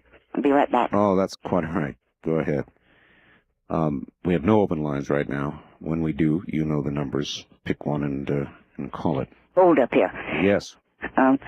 Back in the 50s, my husband and I had, he was a hard rock miner up here in Washington State, and I had gone down to California, and I tried to talk him into coming down there and get a job in a shipyard, which he used to work in, and got that all arranged. And I had a little, just a one little apartment, and I went and got had a lease on a lease option to buy on a place, and I transferred my mail over to a little mailing thing. Well, he called me up and said he would be down in a couple of days. So I was busy from one place to the other and so forth. I'm driving down Vermont Avenue, and I look in the rearview mirror, and there he is in a black sedan with another guy driving, and he smiled and waved at me. And I thought, oh, that son of a gun, he got here 2 days early. I drove on home and got everything ready, made a pot of coffee and everything. He didn't show up, and I had to go over to the other house. I left a note on the door, went over, took care of the apartment that I was going to rent with option to buy, and so forth. It was a duplex. Right. It paid for itself and everything because the beauty operator was in the other half, and I was real proud of that. Went back home, didn't hear anything. About 4 days later, I got a letter in this little mail's office. The girl called me and said, you got a letter from a poem, and I went over and picked it up, and he had written to me, and a couple of days later, I got a telegram that he had been killed the day after I saw him in the car. Oh, gee. I have never remarried. It was such a blow. I just couldn't believe it. I mean, he was killed. He had sold the house. He had sold our furniture. He had packed up things to ship and everything. And he was killed the day before he was supposed to work one shift and leave, and the next morning, and he was killed. And so as a result, you have never remarried? No, it was too much. I understand. And I really appreciate your taking the trouble to call us. Thank you. Take care.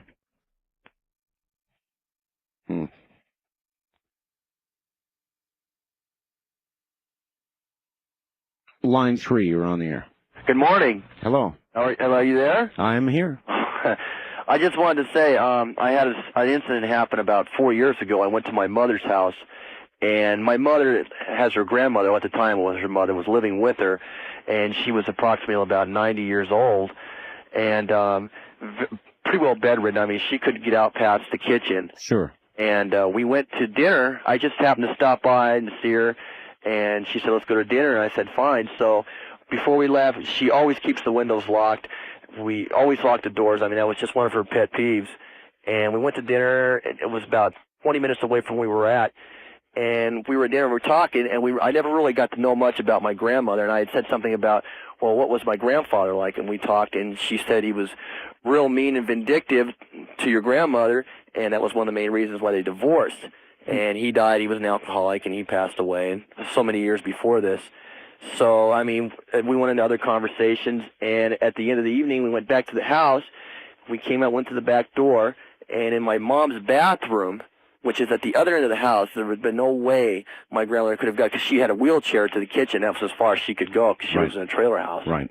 And we got to the back bathroom, and I happened to go in first.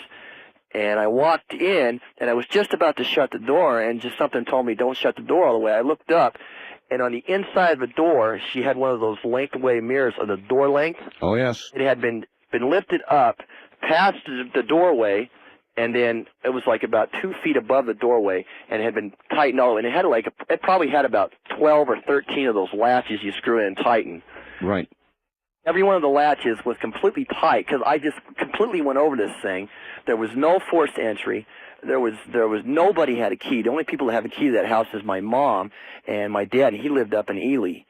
And this chill just ran down my back, because if anybody was to break into the house, I mean, there's been just no godly reason why they would just raise this mirror up and tighten it down like they did. And I told her to come in. I says, were you messing with the mirror earlier this afternoon? She said, no, I've never messed with the mirror. And she looked in, and her face just turned white. And, I mean, it was just really weird. And we went in to check on my grandma to make sure she was all right, and she was in the other room. She was just muttering my grandfather's name, just kept muttering. I mean, she never really ever talks about him, and she just kept muttering. I mean, she didn't say, just kept saying his name over and over and over again. And I mean, after that, I mean, I've heard stories and stuff, and I used to be skeptic about it, but never again. I mean, to this day, when we took the mirror off the next day, I mean, she didn't even want the mirror in the house. I took it to the dump and got rid of it. But I mean, that is probably one of the weirdest things I've ever had happen to me, or to her for that matter. Well, you've told that story on the right morning, sir. Thank you. Thank you very much. Take care. And I know that a lot of you sitting out there listening to all this morning have got to be going through some changes, because I sure am. These aren't nuts. These people are literate, obviously well-educated, articulate, young, old, middle-aged. That last caller was just another example. How can you ignore it? Good morning. On our first-time caller line, you're on the air. Hello, Art. Hi. Hi, this is John calling from Fairbanks, Alaska. Hi, John, all the way from Fairbanks. Yes, I want to know if perhaps you're having some poltergeists in your radio feeds tonight. I hope not. Why do you ask? I don't know if any other callers have picked this up. I don't know if it's in one of your network feeds or what, but periodically, starting with your first hour through your second, third hour, every so often I'd hear a background noise. It sounded like a duck quacking. I mean, come on. Now I'm recording your program, and there are quacking ducks. There's poltergeist or something on your program. I'm sure other listeners. Do you have the tape there? I have the tape going right now. Look. Oh, well, you have it going now to record your own call. Exactly. I turned everything way down, but hopefully I can still record it. But periodic. All right. I'll tell you what I'm going to do. Okay. I'm going to terminate this conversation with you now. And what I want you to do is cue your recorder to where you've got that on tape. Okay. And call me back and play it. Okay. Will you do that? Tonight? Tonight. Okay, I'll try, because it's been probably an hour since I've heard it, but I'll try to get it for you. If you can do it, call me back on the same line. Okay. All right? Okay, I'll try to do that, because I wanted to share a couple stories with you. Well, if you want to do, all right, fine. Go ahead and share. You've got time to share one now. Go ahead. I'll try to do that. But when I went to school, I went to school with this boy. He had a pretty rough life. He lost one brother in the 8th grade due to some childhood illness, and then a brother that was a couple years older than him went to Vietnam. And he was killed when he was a gunner on board a helicopter, and he was killed in action in Vietnam. And he led a fairly unhappy life, and we parted ways, and I joined the Air Force, and I ended up in Alaska, and I was stationed at Eielson Air Force Base, and one night he came to me in a dream, and he was very sad in the dream, and he was crying, and he expressed to me in the dream that he'd been hurt badly, and he just had a car wreck, and I just thought it was a dream, and a few days later, I received a letter from my mom and a newspaper clipping that he'd been killed in a car wreck. Oh, boy. All right. And well, we're more than a coincidence. I understand. All right. Look, let's hold it here. Call me back with that tape. Line 3, you're on the air. Yeah, actually, I have a ghost story that I'm still trying to resolve now. I'm trying to find out who the ghost is. However, it's kind of a mundane ghost story. You mean this is going on now? Yeah, where I work. All right. Like, it's real mundane. He just walks through the place and doesn't bother anyone. But when I lived in Santa Barbara, my father was a pastor of a church, and he was a part-time pastor. Church a small church, couldn't afford to pay him. Part of his compensation was we lived in some apartments in the second story of the church. Mm-hmm. This building was built at the late 19th century. So when we were living there, maybe had 90 years on it. Sure. Very old, very oppressive building. Everyone I know who lived there was terrified, I mean literally terrified, to go downstairs when it was dark. And, it was my job, for instance, to go turn on the lights in the morning. Mm-hmm. Sunday morning I had to go turn. My dad, many years later, said, well, I didn't want your sisters doing that. You know, why do I have to? Well, right. Lucky you. Yeah, well, I swear, we go down in the dark, and there was something there. There was something there. I knew it. I found out I'm not the only one who felt that way. There were some people we knew who lived there after we did. Everyone in that family refused to go downstairs when it was dark. Anytime somebody went down there, they knew something was there. Well, we later found out someone had committed suicide in that church. Yeah, there you go. Many years earlier, someone committed suicide in that church. One of the people who lived there, he was a member of the church, he lived there the same time we did. He, very nice guy. It turned out, this happened just a few years ago, this man murdered he just flipped out and he murdered his mother and his father. And he'd lived in that church for years. I don't know if it's connected, but he had flipped out, he murdered his mother and his father. It absolutely wouldn't surprise me. It made the news here in town. And this happened a couple years ago in Santa Barbara. He knifed his mother and father. The church was sold. A military prep school bought it and had a bunch of cadets living there and going to school there. Right. Some of those cadets got it in their mind to go down and kill a homeless person. The military academy got closed down because their cadets had committed murder. I went back a couple years ago, and with a friend who also used to live there, we went to the place, because she still lives in Santa Barbara. She goes, well, it's a coffee house now. Now, that's not just something you get on your mind. Yeah, exactly. And we went to the coffee house, and now the coffee house was an occult theme. And you go in, and what I felt when I went in there by myself, and just in all the paintings on the wall, all the decorations was there. We talked to a man whose studio was upstairs in what used to be our apartments. Yes. He said he would not stay there at night. At night, when it got dark, he went home. Whatever it was. That building was not a pleasant place. I've got you, sir. Thank you very much for the call. I've sure got you. I'll tell you, that really does seem to go on. It does seem to stay within buildings, structures, where things have occurred.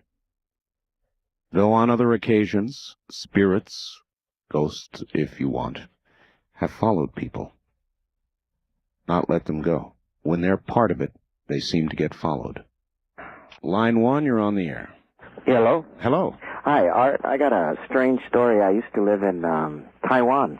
Oh, yes. And a friend and I had were moving into an apartment. And the apartment had one bedroom, and there was two of us. So we had them put in a wood partition in the middle. Mm-hmm. And one night we had come home kind of late, and we had getting ready to go to sleep. And he was in his bed, I was in my bed, and we heard these noises, these strange noises, like somebody was throwing BBs on a like a refrigerator, you know, a metallic sound. Sure. And I can imagine BBs on a fridge. Anyway, I said, you know, cut it out, and he kept telling me to cut it out. You know, we were blaming each other. Right. So I didn't think anything of it, and all of a sudden I kind of see my friend, and he's sneaking around this wood partition. You know, the lights are out. Yes. And I'm trying not to laugh because, you know, I'm kind of hiding under the covers, and I see him coming around here, and I'm saying, well, as soon as he gets to the bed, I'm going to really scare this guy because he doesn't even know I'm looking at him. And so he gets to the bed, and I throw up the covers, and I, you know, scream at him. And I hear my friend in his bed say, you know, Tony, cut it out. And I tell you, I just broke out into like a cold sweat. And I laid back on the bed, and the bed started to, like it was on the ocean, it just started to move. Float. Yeah. And, you know, I told him, I says, hey, turn on the lights, you know, and he heard the way I was saying it, and he turned on the lights, and I had him check the front door and the windows. And there was nobody there. And needless to say, you know, I had like friends stay over like the next week or so. I was sleeping there. Yeah. And that was it. And you say the bed moved like ocean waves. Like I was on the ocean. Just the whole bed was just like floating. Yeah, that bothers me. Thank you very much for the call, sir. That sort of thing bothers me. That and in movies when you see doors that sort of bend inwards. They don't break. They bend. It's Totally freaky. We'll be back. Some of the stories this morning, oh boy, I'm telling. Really, you have all done very well this morning, and there's still a bit more to come, so here we go. Line 2, you're on the air. Yes, sir. Hi. Hi, how are you doing? Fine. Well, my story is, my son used to come in. He was 19 years old, and he used to pick roses all the time for me. Right. So one day, he said that he was going to go out of state, and I didn't agree. He says, let me go. He says, I have a premonition that I don't have a long lifespan. I says, don't be silly. I said, anybody that's going to go first, it'll be me. He says, well, he says, promise me, if anything happens to me, he says, you'll send me roses. I says, oh, yeah, and send me lilacs. Right. So a year later, he got in a car accident, and he passed away. Christmas. We lived in an old farmhouse over 100 years old. The doorbell was not connected, and the doors were jammed. The one door is never open.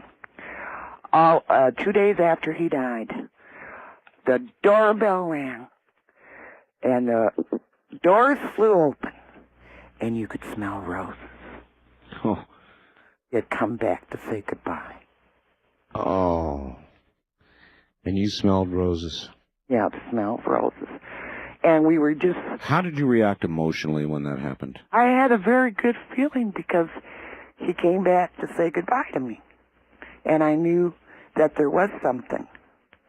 Because he was only 20 years old when he passed away. There is something, ma'am. Yes, definitely. Thank you. You're welcome. Thank you for the story.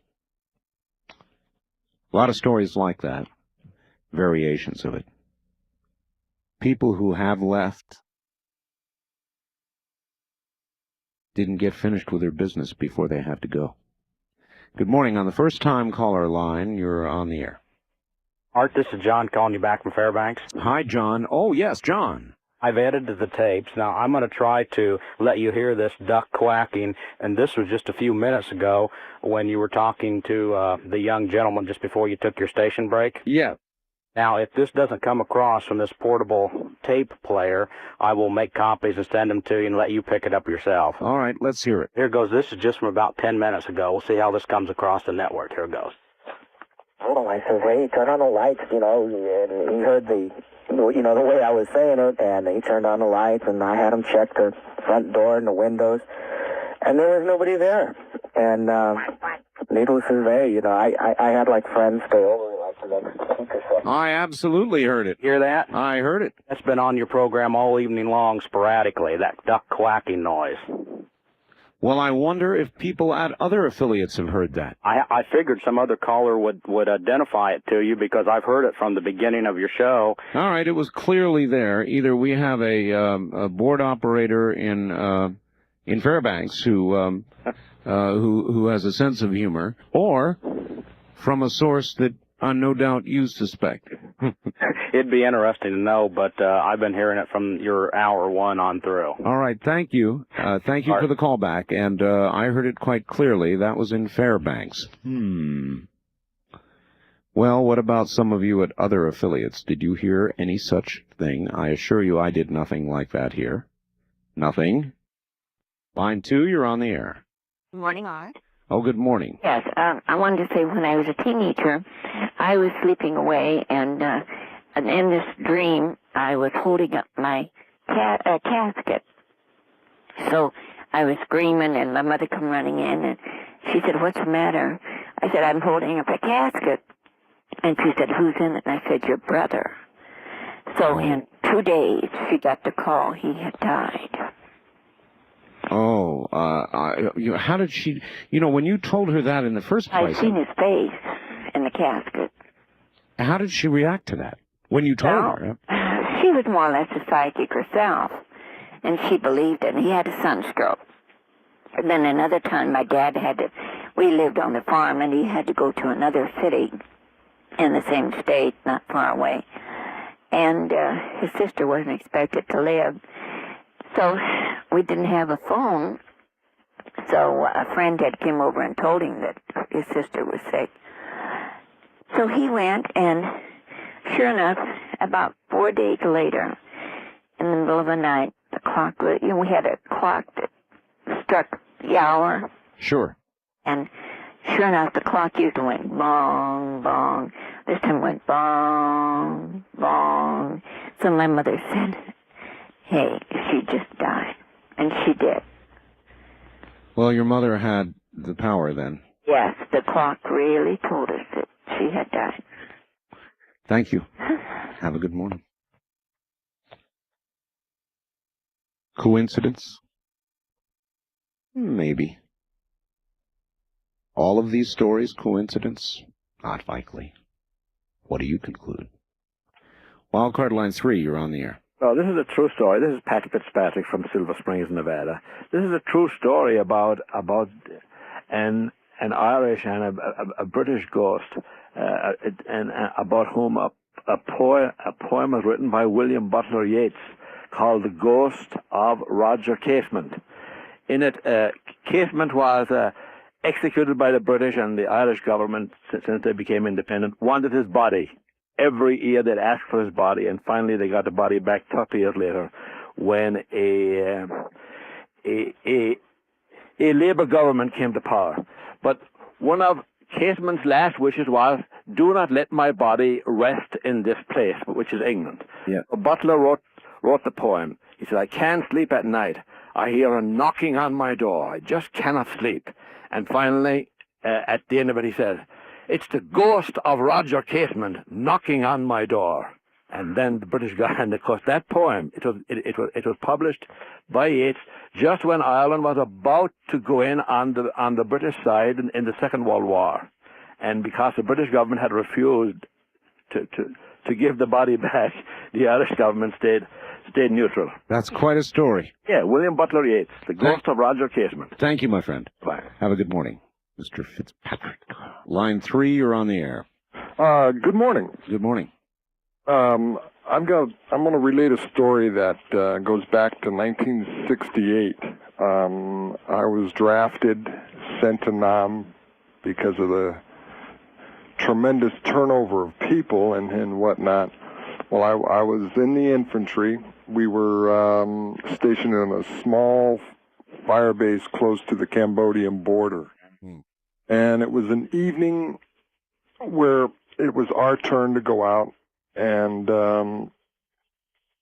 set up an ambush. We set it all up. We had everything laid out so that if Charlie came walking along, we could do our thing. Sure. And one guy was awake. The rest of us were asleep. That gentleman woke us all up. There was 6 of us, and we all saw a small party of Vietnamese coming at us. They were armed and whatnot, and at the appropriate time, we sprung the ambush and whatnot, and nothing happened. I mean, they just kept right on walking through it, not even looking at us. Like, incredible. It was the most crazy thing that happened over there while I was there. Imagine everybody check their ammunition. Well, you know, when you let go of the claymore, you know something goes. Absolutely. And it was the most. I mean, the country itself is a spiritual country, but then to have that happen, and I've never seen. You know, I don't know. Any of the other gentlemen. I don't know if it's that, with us. Yeah, I don't know if it's that surprising, sir. People who die violent deaths tend to linger, and there are a lot of violent deaths in war. I've never experienced anything like it, and I doubt if I ever will. But it was, and I've never told anybody about it. Big effect on your life? Well, without a doubt. Without a doubt, the whole thing was a big effect on my life. Well, I'm honored that you chose this moment to tell the story. It was a good time. Thank you. Thank letting you. me say it. Thank you. Have a good morning. Do you believe him? Did he sound crazy to you, affected? Oh, I suppose you might say that with the strain of war, combat, things like that might happen. Might be a mass hallucination, or more likely not. Good morning. On the first-time caller line, you're on the air. Hello, I'm calling from Mesa, Arizona. Mesa, welcome to the program. This takes place on the Navajo Reservation, near the trailhead of Rainbow Bridge and in the vicinity of Navajo Mountain. My father and I were camping in about 1976, and we were camping in the ruins of the old Rainbow Lodge. It had burned down some, I don't know how many years ago. Yes. And as we were going to sleep after we'd put the campfire out, we both felt a presence of some sort. Didn't see anything. It was something we both felt. The most notable thing is that my father's a preacher, a Free Methodist preacher, and he also has a master's degree in archaeology, or anthropology, I should say. And he felt it too. I know he did, because he said he wanted to offer a prayer, and he prayed something about having a shepherd watch the sheep. Sure. And well, it I guess eventually disappeared because we both went to sleep and didn't really talk much about it after that. And that was that's the only thing I've ever happened close to that. Close to anything ghostly. But it was enough that you knew that it was something. It was there. There was a definite apprehension, a feeling of apprehension in the air.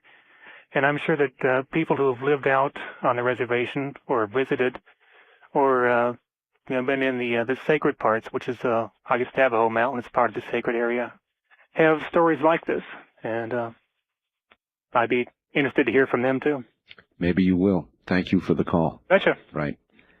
A presence, felt, distinctly felt. Have you ever felt that? No question about it. Something's there. Or no question about it. Something cold and not particularly welcome is in your area. It's not a trivial emotion. It's overwhelming. It comes in waves. Have you ever felt it? Line 1, you're on the air. Good morning, Art. The fellow from Fairbanks is exactly right. I've been jiggling my radio, wondering what's wrong with it tonight. Usually... Where are you? Anchorage, KNYE. You come in usually as clear as a bell. Tonight it's been glitches and pops and strange. Really? Strange. I have a story about witchcraft in the Arctic and immortality. All right. 1961, I was visiting an old Eskimo friend in Teller, which is up on the Seward Peninsula, hop, skip, and a jump across from Siberia. Yes, sir. Here, the Arctic Circle, a beautiful day, and this old man, William McQuillock, tribe historian for the Mary's Igloo tribe, quite a famous Eskimo and a young man. We took a skiff, went about 30 miles out of Teller to snipe for gold up a little creek at an abandoned gold mine. I was walking along the creek, and I saw something I couldn't believe. A track of a human footprint, left foot, barefoot, in the sand. The creek had just dropped, and this was very, very fresh, and I couldn't believe it. My foot was exactly 12 inches long. This was 4 inches longer than mine. One human footprint in a place where you had to walk carefully or you'd touch your rubber boots on the sharp rocks, a lot of quartz there. I called William and his cousin over and said, "What is this?" He took one look, turned, and started walking away, both of them. About a mile back down to the skiff, and I couldn't figure out what's wrong with him. He acted afraid. I went down, and after a lot of persuasion, he told me a story of the most famous shaman. At the turn of the century, there was a huge Eskimo, nearly 7 feet tall, he said, a huge man, who traveled amongst the villagers. Strangely, he'd show up 150 miles away in one day. He preached to the people. He healed the sick. He even raised the dead, William told me. My young boy had died, and he put a tent over the grave, crawled in, a big noise, a roaring sound, and he walked out with the boy. This is a famous shaman. Turn of the century, the Great Nome Gold Rush. The Army came to try to keep order. They had a law that no witchcraft could be practiced. Well, this huge shaman showed up outside of Nome, and a troop of soldiers went out with a captain to arrest him because he was preaching revolt and warning the people, the Eskimo, against the coming white man. He said, "You cannot do anything to me. I have powers greater than you." And he had a man take a spear and stabbed him to prove it. Spit on his hands, rubbed his side, and there was no scar. The captain almost went nuts, but he arrested him. They put him on a boat to take the shaman to Seattle for trial, and a storm immediately came up and was about to sink the boat. And they looked, and the shaman, instead of being in the brig, was sitting on the stern looking back at the land. So they put him back in the brig. A few minutes later, he was back on the deck. The captain went berserk, and the sailors turned the boat around and put the shaman back ashore near Nome. And I'm someone sure. told me, now you know about the track. He is still here in 61. Oh, that's a great story. Those are great stories. Thank you for the call. Good evening. You take care. Now, sailors, sailors particularly, wouldn't sail under those conditions. And you know that goes for sailors today, too. It hasn't changed. You don't venture out to sea with that sort of thing around you. You don't do it. You just don't do it today or then.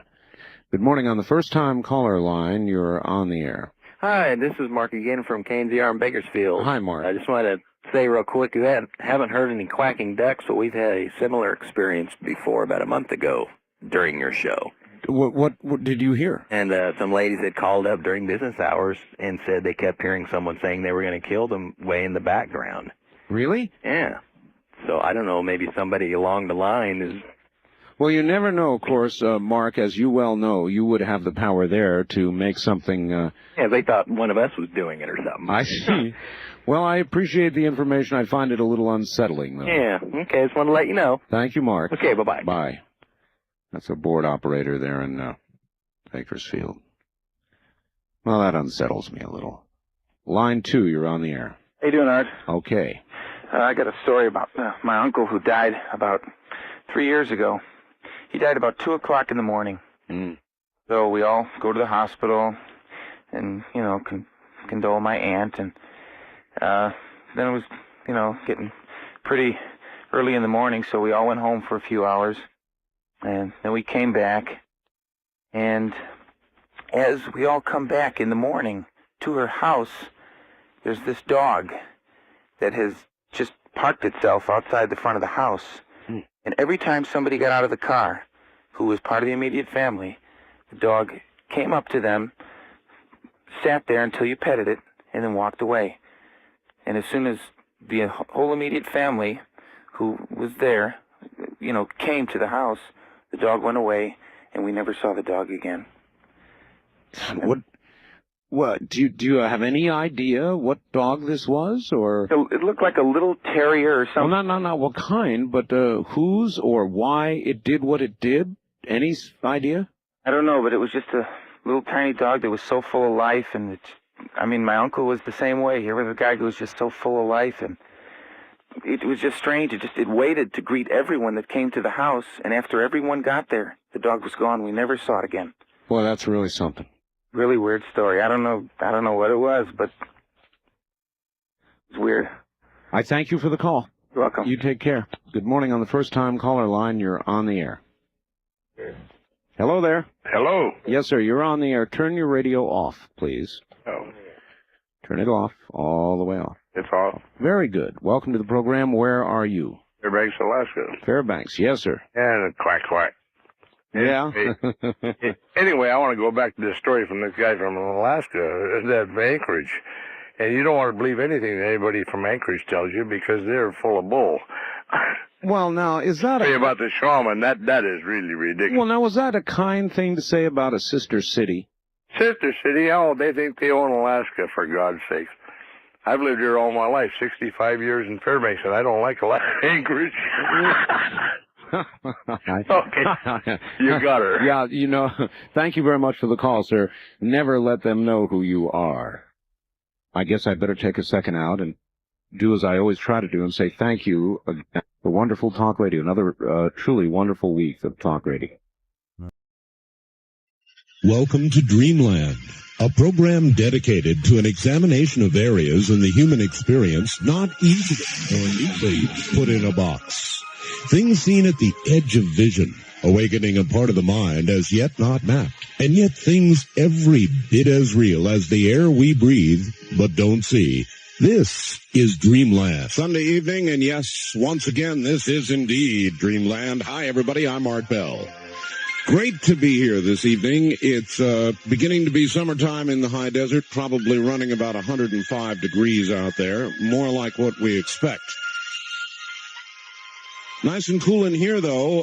As usual, Linda Howe will be here from Philadelphia, update us on what's going on, and I understand there is quite a bit of activity.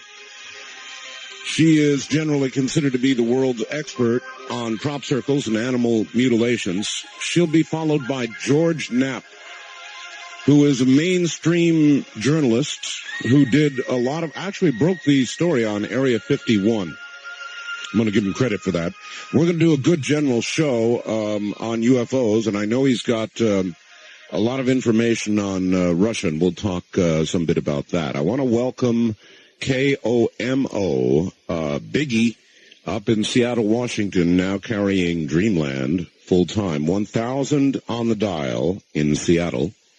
I want to welcome WKNW in Sault Ste. Marie, Michigan. Welcome to the show. That's, let me see. Circle about 50 feet in diameter, connected to another smaller circle by a straight line about 12 to 15 feet long.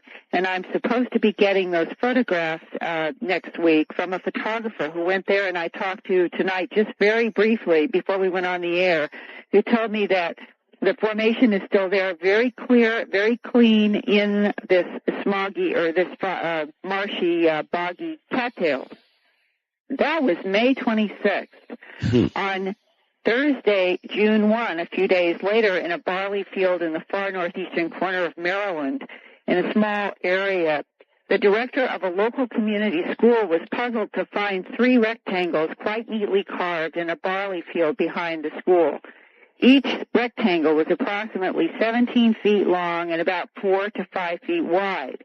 In the same barley field, in approximately a 1/3 square mile area, there were several other areas of down barley, not like rectangles, as much as they were simply odd shapes with very complex lays of the plant stems. I've been there. We've collected plant samples.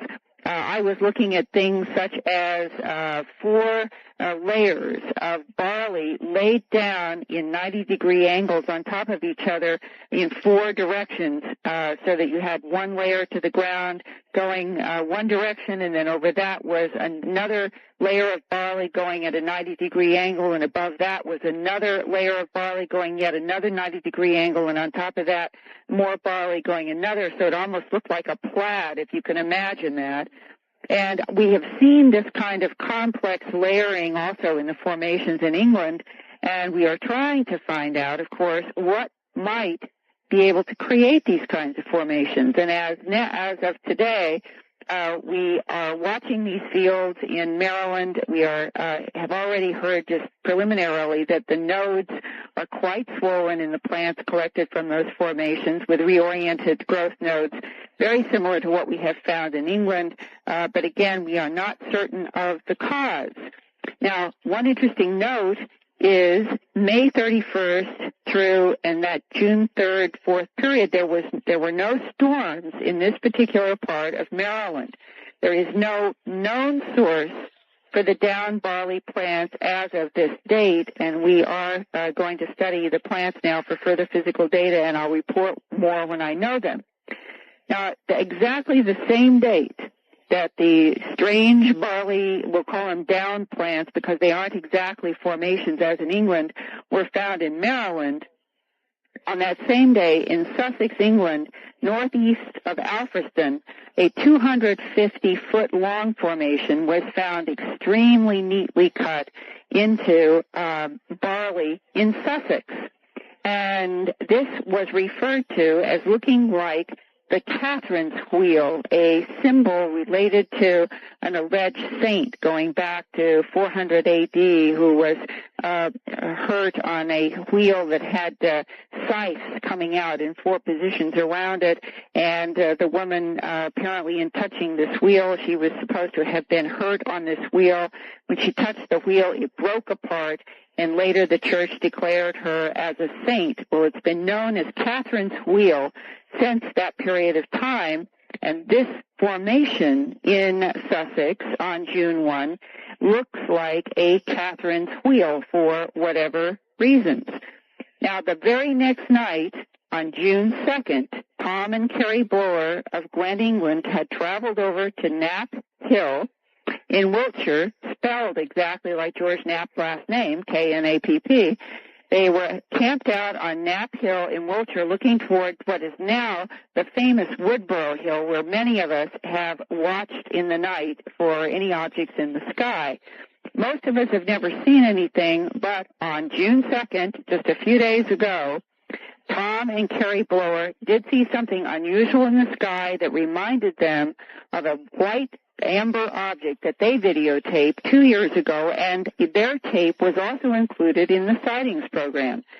Now, I'm going to play for you an excerpt of this eyewitness testimony on June 2nd from Tom Blower, and then I'll tell you something more. Here we go. All right. That report now from Linda Howe.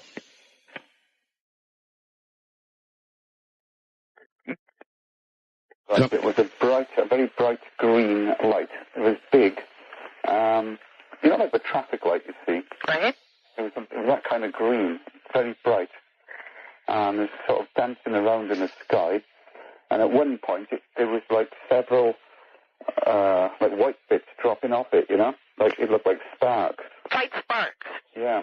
Coming off of the green color of a stoplight, and how big, if you put your hand out at an arm's length distance and you compare to the size of this green light, how would you compare it, say, to your fingernail or the end of your finger? Oh, it was like the size of, you know, like a golf ball? Like a moving golf ball? Yeah, that sort of size. Okay. It was big. All right. And how did it move in the sky? It was just dancing around. It happened so quickly, it's difficult to sort of say exactly how, but it was making erratic maneuvers, I think is the best way to describe it. Erratic? Yeah. Did it go both forward and backward and up and down, or did it? Yeah. It was like going all over the place, you know. And it was in what area? It was over Westfield. You know Eastfield? Yes. Well, the hill the field that's on the opposite side of the road to that, right? Down Alton Priors, that's Westfield, and then you've got Woodborough Hill behind it. Right. It was over Westfield, actually. And you saw this for about how long? 3 minutes. That's a long time. Oh, 2 minutes. 2 minutes. Two or 3 minutes. What do you reckon? Quite a while. Yeah. With all the excitement. I think it's between about 2 or 3 minutes. Okay, and was it moving close to the top of the wheat? Oh no, it was quite high up in the field. It was, you know, it was over the field, but it was quite high up in the air. All right, and in terms of that field, it is planted with wheat this year. Westfield is planted with wheat. No, Westfield was planted with rape, I believe. Oh, with rape. Okay. Yeah. Yeah. There was actually a circle in there at the time. There was a circle. Yeah, which had been made some weeks before. It was quite a scruffy one, and it was generally considered to be a hoax. Okay. But who knows, isn't it? Right, but just if that was Friday, then somewhere over Saturday and Sunday, at some point near Avebury, the Catherine's wheel was formed, and you guys were in there on Monday. What was your reaction to the Catherine's wheel when you saw it?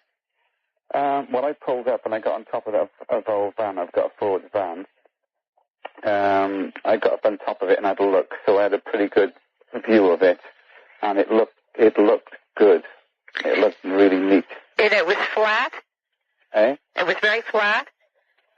What, you mean the lake? Yeah. Yeah, pretty flat, but there was standing crop there as well, you know. Now, I understand that the weather was terrible in England. Yeah, it was very wet. And it was rainy and it was windy. When you looked at what you were seeing in the Catherine's wheel, given rainy, windy weather, what were your reactions to that? Well, it was just, it was as good as anything I'd ever seen, you know. And did that seem like that it would be possible? Wouldn't you think that the wind and the rain would have blown everything apart? Well, I don't know. I couldn't really say on that one. I mean, I would have thought that it would have been difficult to have made it in those conditions because it was raining quite heavily. Right. You know. And that's what I was trying to get at, that it sounds like it's a remarkable formation, especially in the light of such terrible weather. Oh, yeah, absolutely. All right. So, Art, yes. Inside of very gusty winds and rain, something that several people who have seen the Catherine's wheel say was remarkably perfect was somehow made in and around approximately the same time that the blowers saw this odd green moving object not close to where the Catherine's wheel was made, but it's as if we have a lot of different phenomena occurring at the same time, all of which are quite unusual. And when they tried to get their camera out on June 2nd, and they had these 2 or 3 minutes in which to act, and they have been doing this on a weekend basis now for 2 years. This is not something new to them. They said they could not believe that their battery, which was new, showed that it was not functioning. They could not get the camera to function, and the entire 3 minutes was lost. They never got anything on tape. And as they described this glowing green light with white sparks coming off of it, it reminded me of that banana yellow cigar-shaped object that I and 3 other people saw in Pensacola, Florida a year ago and that I described on Dreamland, that also seemed to have 4th of July sparkler kind of sparks emitting from it. I do not know what this kind of light is. I do not know what these objects are. But clearly, these are phenomena that cannot be described as being normal aviation aircraft in the sky. All right. Doug in Phoenix wrote what I told you. He said, I saw sightings on TV last night. They showed some incredible home video of some crop circles being formed by a ball of light. The video was shot during the daytime just outside of Avebury, England. As the video was being filmed, 2 Army helicopters flew into the area. They saw the people who were doing the filming. One of the helicopters went and hovered over the ball of light. The other flew over the photographers and tried to scare them off. Yes, I understand that has happened, that they were English Army helicopters, and who and why they were there is interesting. And again, what are these strange balls of light that scores of people now have seen with their eyes, and a few people have been able to get on videotape? Now, the videotape is certainly impressive. Linda, we're very short on time. Give us your address and contact. All right. I welcome communication on all kinds of subjects to Linda Howe, Post Office Box 538, and that's Huntingdon Valley, Pennsylvania, spelled Hunting, D as in dog, O-N, Huntingdon Valley, PA. The zip code is 19006. And my fax number is area code 215-491-9842. For those of you who have asked about my books and videos, you can contact for information also at that address and phone number, or check with your local bookstore. Since they're in all the big bookstores now. We're trying. All right, Linda, excellent. We will speak with you next week. Thank you. Thanks a million. That's Linda Howe, and again, acknowledged to be the world's expert on crop circles and animal mutilations. George Knapp is just around the corner. Hey, I've got some. All models come with a 1-year warranty, including also vanished in a blur of speed into outer space. I watched through a 7x35 lens. I contacted the UFO Reporting Center in Seattle, and he gives a number, and they reported that many people are reporting sightings like this in California and on up through the state of Washington, including one from a lady in El Toro. The center believes something is going on, and I do too. Keep up the good work, Carl in Fontana. Now, somebody I haven't talked to in a long time. His name is George Knapp. He's an investigative journalist. He's been in and out of various forms of investigative journalism, I guess, for years. I guess I'd rather let him tell you about it. Hi, George. How you doing, Art? Great to be back on the show. Oh, it's good to have you. George, you're probably better equipped than I am to speak of your career. It's been a really interesting career. When I first came to Las Vegas, I think you were the anchor person on Channel 8. That's what I recall. That's true. And so you might want to start a little before that and kind of carry us through who you are and where you've been, because, you know, I've got a lot of new affiliates and they don't know you.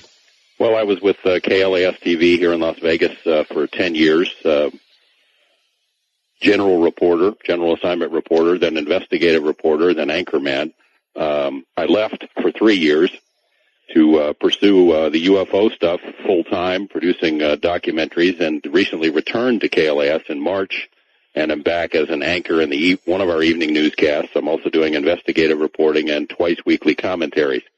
But I've always kept a hand in the UFO stuff on many fronts.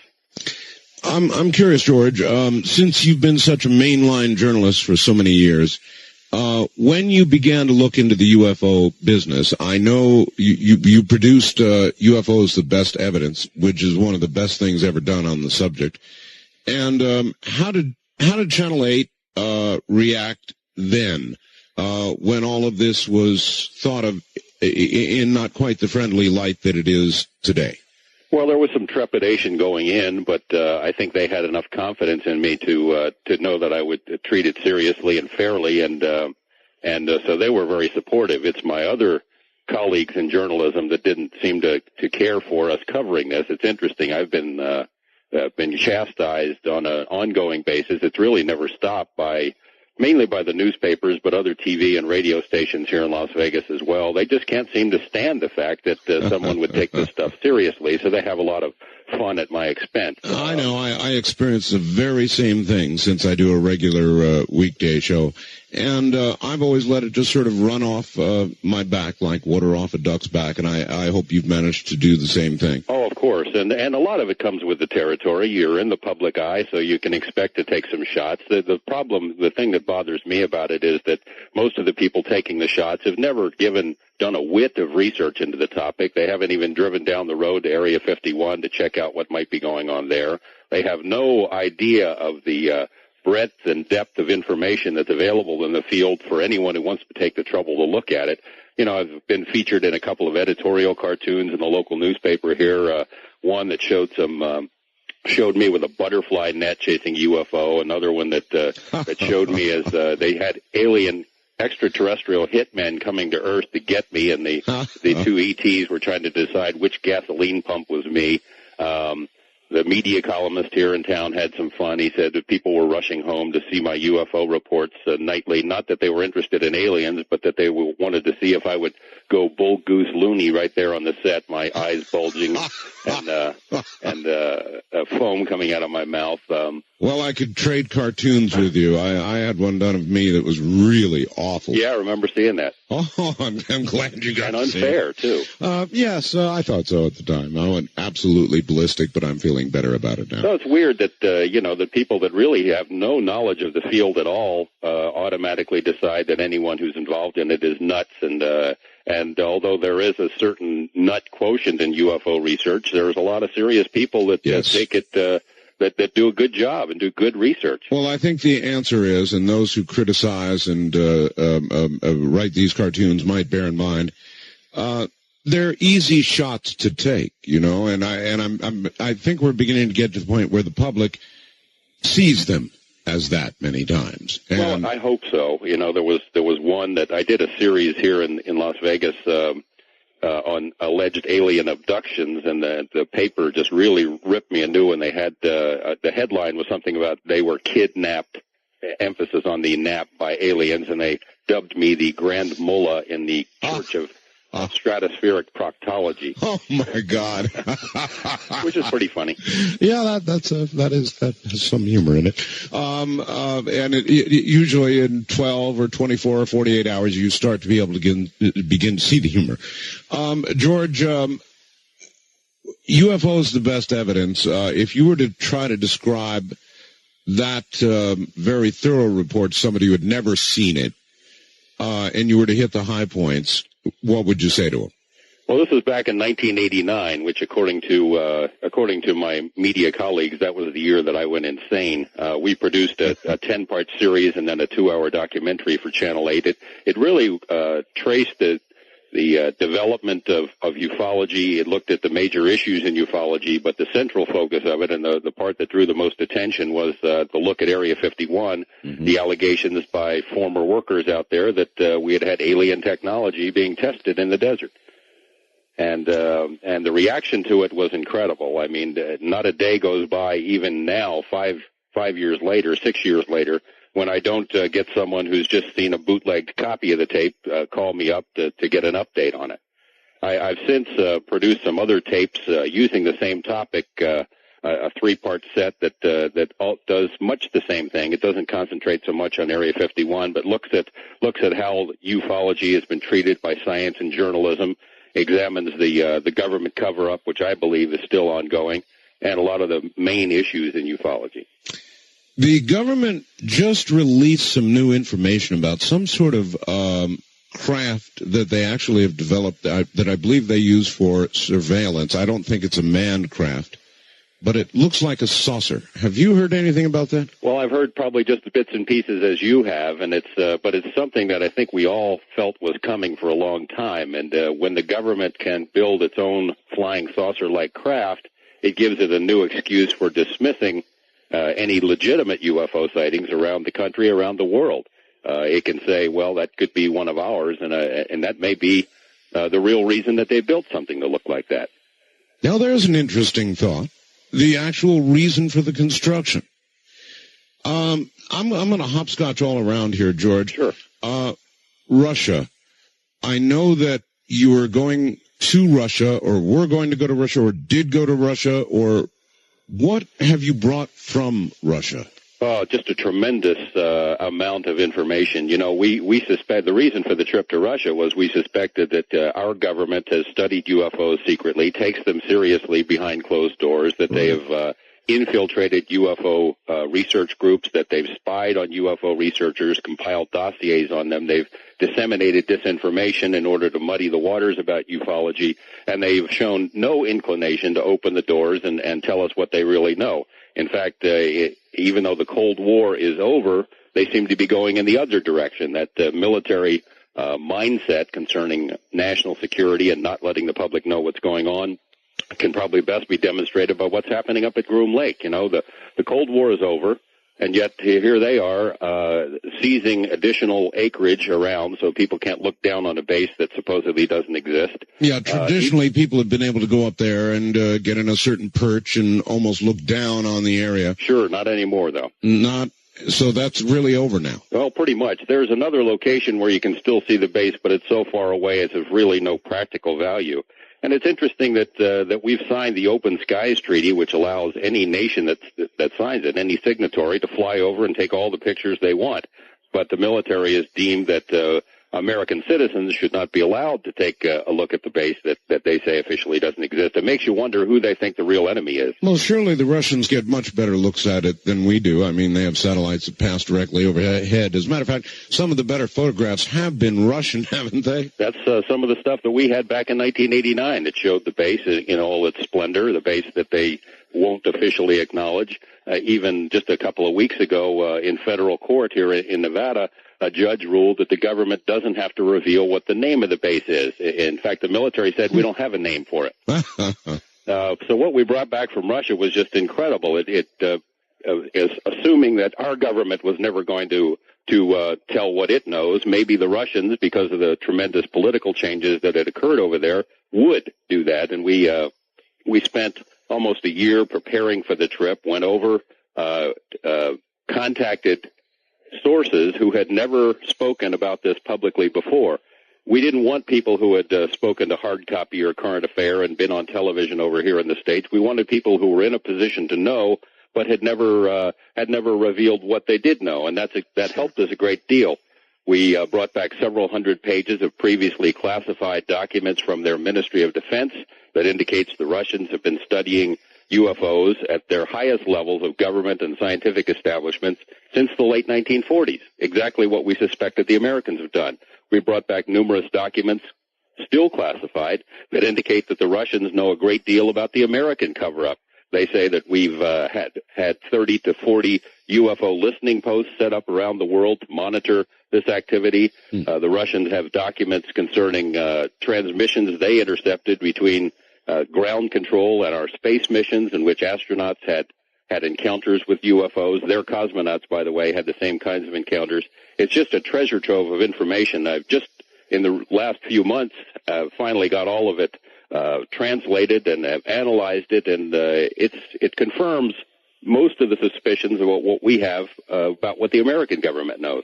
All right. I can't remember what program it was, George, but there was one specific program that really shocked me. It documented the case of a UFO over a Russian missile silo, and it suggested in the report that the Russian missile silo had gone to activation, had become activated, and they were actually in a countdown mode. And this damn thing was going to launch, and there was a UFO hovering over it.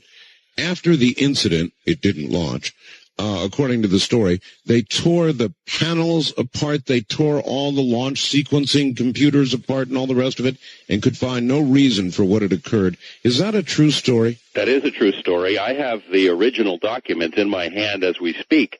The witness reports from more than 24 military witnesses, most of them officers, who filed reports that were sent to the Ministry of Defense that described the incident. Wow. For a period of more than 4 hours, numerous UFOs were spotted dancing around over this ICBM base. They would appear, disappear, split in two, perform incredible maneuvers, changing shapes, changing colors, and these were reported, as I said, by numerous witnesses. Right before the UFOs disappeared, the launch control panel at the base lit up like the 4th of July, and someone or something entered the launch codes. In other words, these missiles were ready to go. Then, boom, the UFOs disappeared, the launch control panel went back to normal.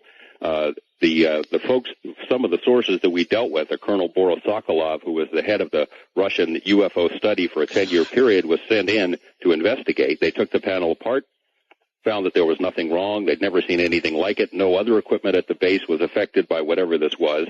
They concluded that the UFOs, whatever they were, wherever they were from, were sending some sort of a message such as, this may be your most powerful weapon system, but it doesn't impress us all that much. Well, that message came through loud and clear, and, you know, I don't know a lot about the Russian chain of command, but I've heard that with regard to their nuclear materials, their command structure is much less independent than ours, and it takes a hell of a lot directly from Moscow to get something in a position where it could launch. So that's an incredible story. George, hold on one moment. We'll be right back to you. That really is some story.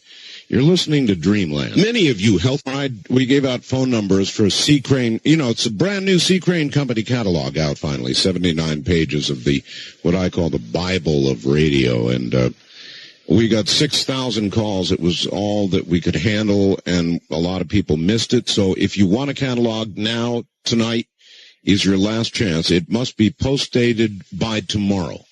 Post-dated by tomorrow. But here's the deal. You write them a letter or a postcard, simply request a catalog, and for your trouble, you will get a free catalog, and you will get a free little coupon worth $3.20 toward the purchase of anything at all in the catalog, and they'll include that just for your asking.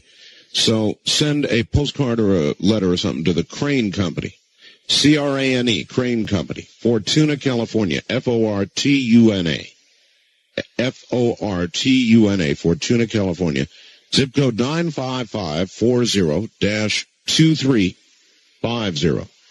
That's the Crane Company, Fortuna, California. Zip code 95540-2350. And they've got the DL telephone right now in stock and almost out of stock.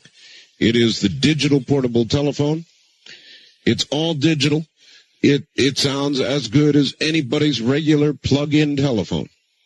It's, I guess it's the best telephone on the market right now, and we've really gone to a lot of trouble to test them all, and I don't know how I could live without mine.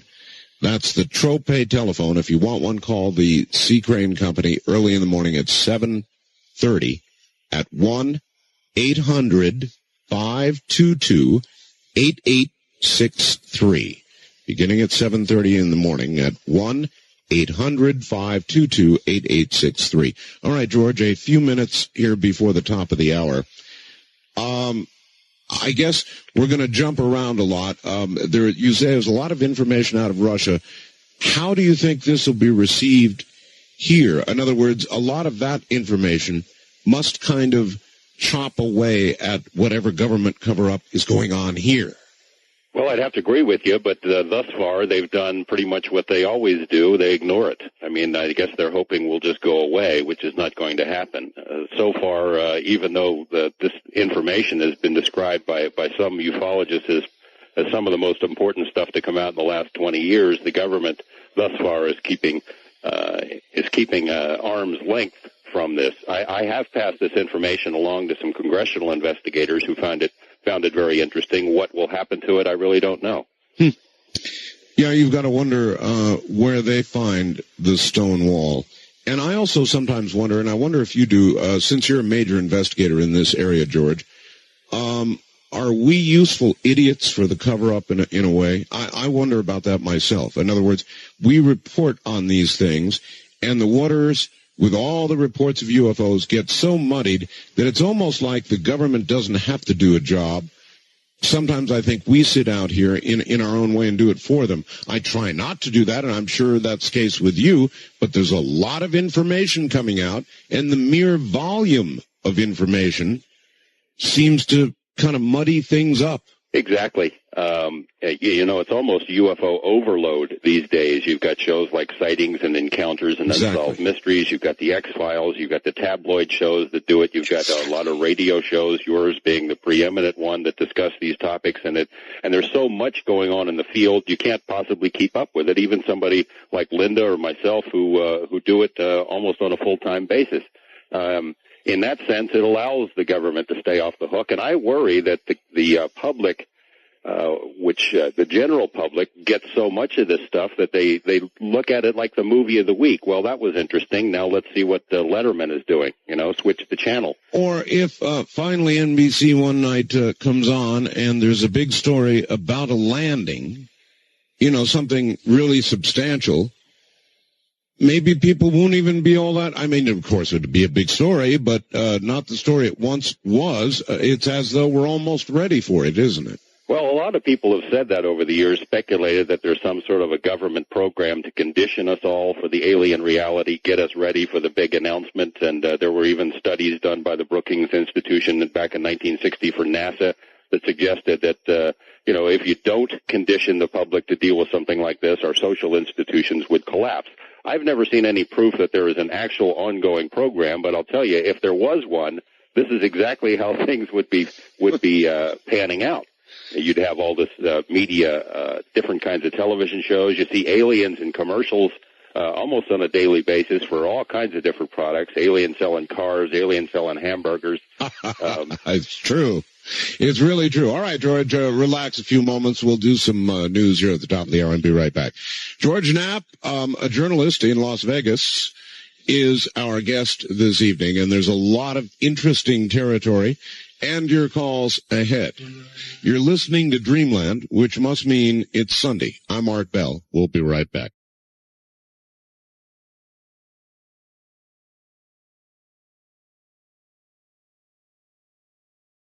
Talk 102. Sing for the children. I've got 21 children on the Child Reach Plan. I've been doing this for 32 years. I believe in this organization. I think it's a great organization. For 2 years, we've been searching for a humanitarian cause, for Ramada to sponsor.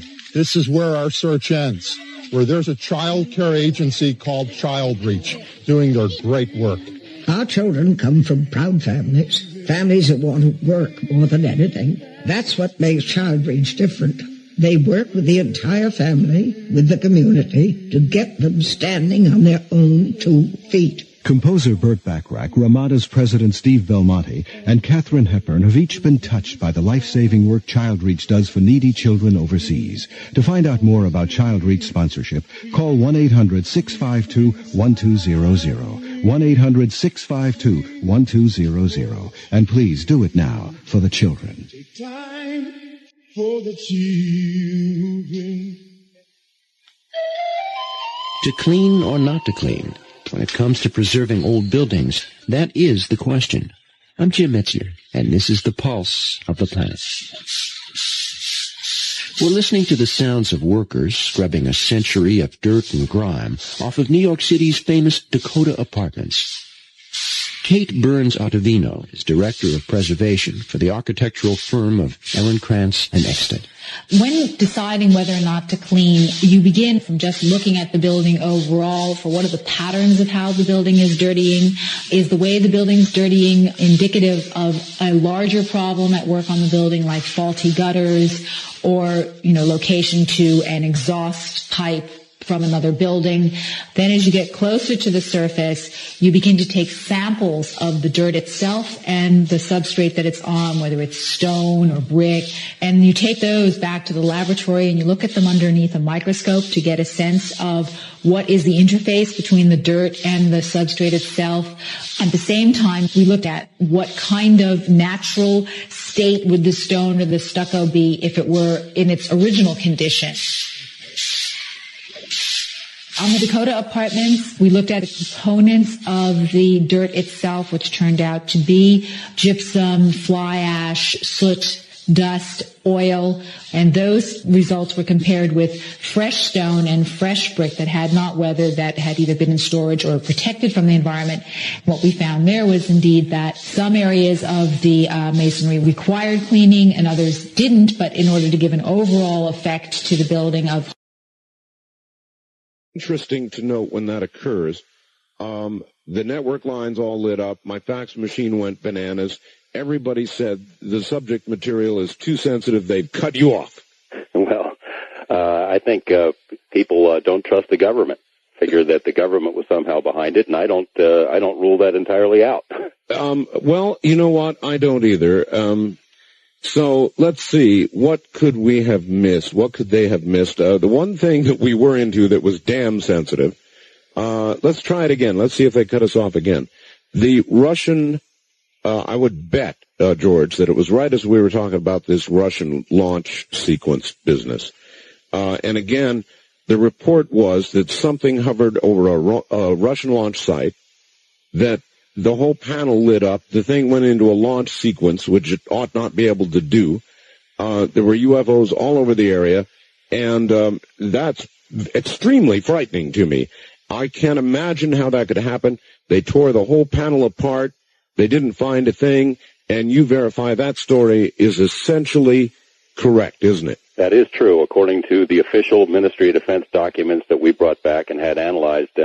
Numerous witnesses that described the UFOs over the base. We have the statement of the launch control officer who said that the panel, it wasn't just lit up from a power surge. Someone entered the actual launch codes of these missiles, and then as soon as the UFOs were gone, the launch control panel went back to normal. This is very similar to a series of events that happened here in the U.S. in 1975. That was going to be my next question. Sure. Yeah, it's happened here as well. If they're going to cut us off, here we go. So it's actually happened right here. Exactly. According to documents that were squeezed out of the Pentagon through the Freedom of Information Act in 1975, UFOs were sighted over 5 bases in a 2-week period along the U.S.-Canadian border. These are nuclear bases. And the same sort of thing happened. The launch control instructions came from somewhere, and the launch codes were changed. Our government is not saying a whole heck of a lot about that, but we know it happened, and it was real. All right. One of the things that the government has always said, you remember Project Blue Book and all the rest of it, the end conclusion was always UFOs may exist, but they constitute no threat to national security. Well, that's just baloney, and we know from the government's own documents what they're saying in private is different from what they say in public. There are numerous documents that refer to national security threats from UFOs, And we know the experience of other governments around the world that they consider UFOs to be a national security matter. Even in England, I was there last summer to investigate the crop circle phenomenon.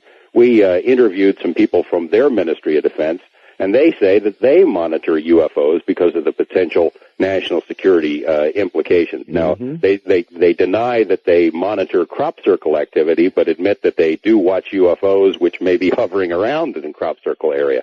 The Russian government obviously thinks that UFOs are a threat to security, or at least they're a concern about security. The French government admits that it's had the UFO study going on for years. The Belgian government has been investigating UFOs openly. It's only our government that seems to say that UFOs aren't a threat. Let me give you a good analogy, or see if you think this is a good analogy. You know about the recent Ebola breakout in Zaire. Sure. There was a 60-minute story about the monkey house thing in Reston, Virginia. Remember that? Yes. They had what they thought was airborne, human-killing Ebola virus out in Reston, Virginia. They didn't tell the public one damn word. I mean, this is something that could have conceivably spread across and killed everybody, where 90% of the people in this country, had it been real, and it almost was, and they didn't say one word. And if there is a matter of national security, national health, national concern, I can't think of a bigger one than that. And they didn't tell us until long after the events. Well, it's a military mentality that's been perpetuated since the beginning of the Cold War, maybe even before that. They regard us as not needing to know, and it's manifested itself in a lot of different ways over the years. Well, in some ways, I understand that. I mean, in other words, even though the Cold War is supposedly over, it's not exactly. And we are developing new aircraft, and how do you react if I were to say, well, we've got to have an area like Area 51, or an area like it, someplace where we do our secret testing. How do you react to a statement like that? Well, I agree completely. I mean, I think most of the work that's done out at Area 51 is valuable and important to national security, and they do need an area like that. But I think they could acknowledge the existence of the base. I mean, their denial in federal court that they even have a name for the base is patently ridiculous. In other words, we ought to at least be able to know what the Russians already know and have known for a long time. Exactly. George, there have been a lot of reports that the nature of what's being done at Area 51 has changed, and a lot of the saucers, if they were there, have been moved. Do you know anything about that? I do. I've been in contact with some congressional personnel over the past couple of years who've been very helpful to me, people who have security clearances to go into that base. I can't give you their names on the condition that was the condition given to me to get the information. I briefed two people in the past year and a half who have gone out to Area 51, looked around. In fact, they took helicopter flights over what's known as S4, the area where Bob Lazar said saucers were housed in hangars built into the side of a mountain. Mm-hmm. If those hangars were there, and I believe that Bob is telling the truth, they're not there anymore. It's just rubble in the desert. There's no facility at all there. And it would make sense, because if, in fact, there were these alien craft out there, once it hit television, thousands of people started trekking out into the desert to see whatever it was. A lot of folks go up there looking for UFOs. A lot of people look for advanced military aircraft. A lot of people just go up to have a good time. But so many people have been out there looking at that base that it would make sense that they would have to move something like the saucers. All right. So where do you think they might have gone? Is there a best guess? A couple of stories that I've been told. The Nevada test site is a vast, uninhabitable region. There's places in there that very few people ever see. They could just house it and a number of different facilities out there, just stick it in the ground for a while till things cool down. Some have suggested to me that we have a national security agency facility in Pine Gap, Australia, that's been the subject of a lot of speculation. Some people suggest that maybe the saucers went with the stealth aircraft when they moved from Nevada a year and a half or 2 years ago to New Mexico. New Mexico, of course, has a long history of UFO activity, a lot of secret bases there, and perhaps when they moved the Stealth Wing, which was originally tested at Area 51, they could also have moved the saucers. Well, that's in a way sad. Somehow I like thinking that it's right here next to me. Me too. It's an easy drive down the road. Back when Area 2000 was going on, and I was trekking between Las Vegas and Pahrump, I had my own sighting. It's the only one I've ever had in my life. My wife had it with me. You may have heard the story, George. It was a large triangular craft that did not fly, but floated above me. I was almost home, about a mile from home, dead quiet, out here in the country in Pahrump. My wife turned around and said, "What the hell is that?" I stopped the car, turned off the ignition. We both got out, and we looked, and coming up from behind us, and it was almost a full moon, here is this gigantic triangular craft. I'd guess 150 feet from one point of the triangle to the other, jet black against the moon and the light, the backlighting, a strobing red light in front, two white lights on the back ends of the triangle. It didn't fly, George. It wasn't flying. Flight takes speed, for aerodynamic lift. This thing floated above us, just silently, about 150 feet. And, George, we stood there, and we watched it float out across the Pahrump Valley. And, the hairs on the back of my neck were standing up. It's the only sighting I've had. Then, the next week, some lady sent me a newspaper clipping from the Pahrump paper saying that a number of people had seen this craft, but that Nellis Air Force Base said, well, there was a secret mission which did overfly the Pahrump Valley. This was in the paper, and that it was a C-130 aircraft. What an insult. I've flown in C-130s. They're noisy as hell, George. It would have rattled my teeth at 150 feet. This was no C-130, and that story was an insult. Well, I've heard similar stories about nearly identical craft from all over the world. Belgians were seeing that. Russians have seen that triangular craft. The Hudson Valley in New York area has seen that triangular craft. I was in Alabama a year and a half ago. I have witnesses on videotape who have described the same thing, floating along, completely silent, huge craft. Yes. Same thing has been seen all over the world. In fact, I get a lot of reports from out in your area, Art, and not only about UFO sightings, but about these mystery booms. It feels like underground tremors. Recently did a report about residents in St. George, Utah. That area had been feeling these underground tremors. It was cracking the windows in their homes, cracking their walls. They thought someone was doing underground blasting. As it turns out, we did some analysis of the recordings that these people had done of the sound, and it's of sonic origin.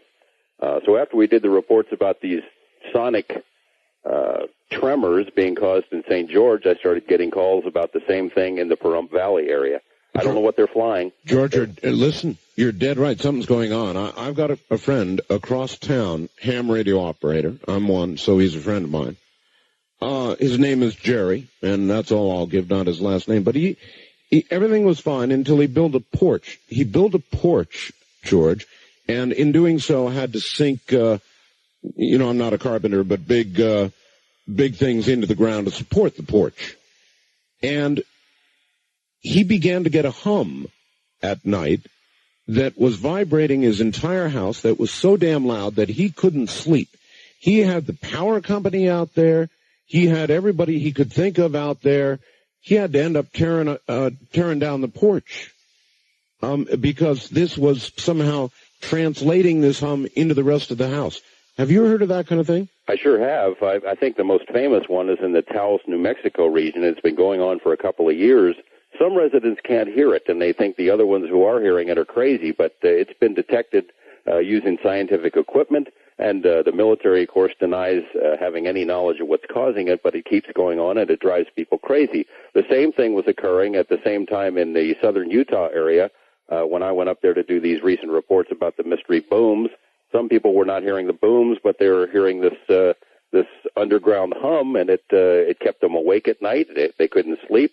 And your area is the third one I've been hearing it about. So then, what do you think? Something the hum, something underground, obviously? Or? That sure is what it sounds like, but what? What would do it that could travel that far underground? Again, the military denies any knowledge. There have been some congressional inquiries in New Mexico that have gone absolutely nowhere. Well, I know that undersea sounds of particularly very low sounds whales make, they travel, they say, even thousands of miles. But I wasn't sure if the same was true of the ground. Does the ground conduct sound the way water does? You've got me, Art. Scientifically, I'm not all that great. Something's going on. All right, hold on just a moment. George Knapp is my guest. We're going to get phone lines open here in just a moment, and I will give you a rendition of the numbers. If you are health conscious, you should know about antioxidants. If you don't, then listen to me. Vitamin C is an antioxidant. UCLA scientists say that vitamin C can help avoid cancer, strokes, heart attacks, increase your life expectancy, an average of, say, 5 years. And there are some new antioxidants on the market right now that are 20 times the power of vitamin C. So if that's true of vitamin C, the antioxidant value can do that. Imagine what, yes, it's a silly name, hypnogenals. That's 1-800-877-9799. Now be sure and ask for the tape on currency devaluation. 1-800-877-9799. Once again, George Knapp. George, this is an intriguing question. Let's see what you do with it. UFOs, all sorts of phenomena have been going on for a long time now. Do you think if we're ever to get to an ultimate answer, it will be through science or more likely through some sort of, what's the right word? Political? Intuitive, or political, in other words, whether there will be a political revelation, whether science will prove the existence of them, or whether these people who call themselves psychics and sensitives and remote viewers and that group will be the final answer. Well, I withhold judgment on the remote viewing and psychic approach to it. There's some intriguing research going on in that area, but I'm not an expert. I think probably the answer would have to come through science. UFOs are not the property of any government, and even though governments can try to institute cover-ups, the UFOs have for 45 years defied that. They fly in the skies, and there's nothing we can do about it.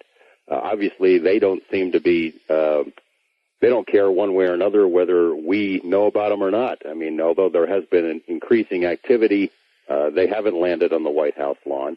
I see no indication that the government is going to come clean on it. Perhaps shows like yours and perhaps some of the things that I've done are doing the government's work for it, in essence, informing the public because they can't.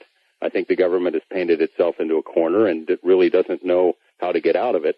I've also been told by congressional investigators that when and if this all comes spilling out, that people are going to go to jail because obviously a lot of money has been spent perpetuating the cover-up. Probably a lot of money has been taken from legitimate black budget projects and put into this stuff. So it's entirely likely that maybe the cover-up is perpetuated because people are covering their butts. All right, one place and it hasn't been working so well, that is a cover-up, is Mexico. I've had a lot of guests on the sightings in Mexico. George, hundreds of thousands of people have been seeing serious UFOs, and I've got some of the photographs in Mexico. Are you aware of that story? Oh, I am. It's incredible. The footage that keeps coming out of Mexico is incredible, and it wasn't just a one-time event. It keeps going on and on and on. Exactly. But it gets absolutely no serious coverage here. It's as if it's not really happening. Why that is, I don't know, but it's going to take Dan Rather, Brokaw, Jennings, when the Mexico sighting story hits one of the national newscasts or hits the front page of the New York Times, which probably seems unlikely, that's when people are going to pay attention to it. Why that hasn't happened, I don't know, because it, as you mentioned, it keeps happening on a frequent basis. That many people to see it. We'll be right back. George Knapp is my guest. This is Dreamland.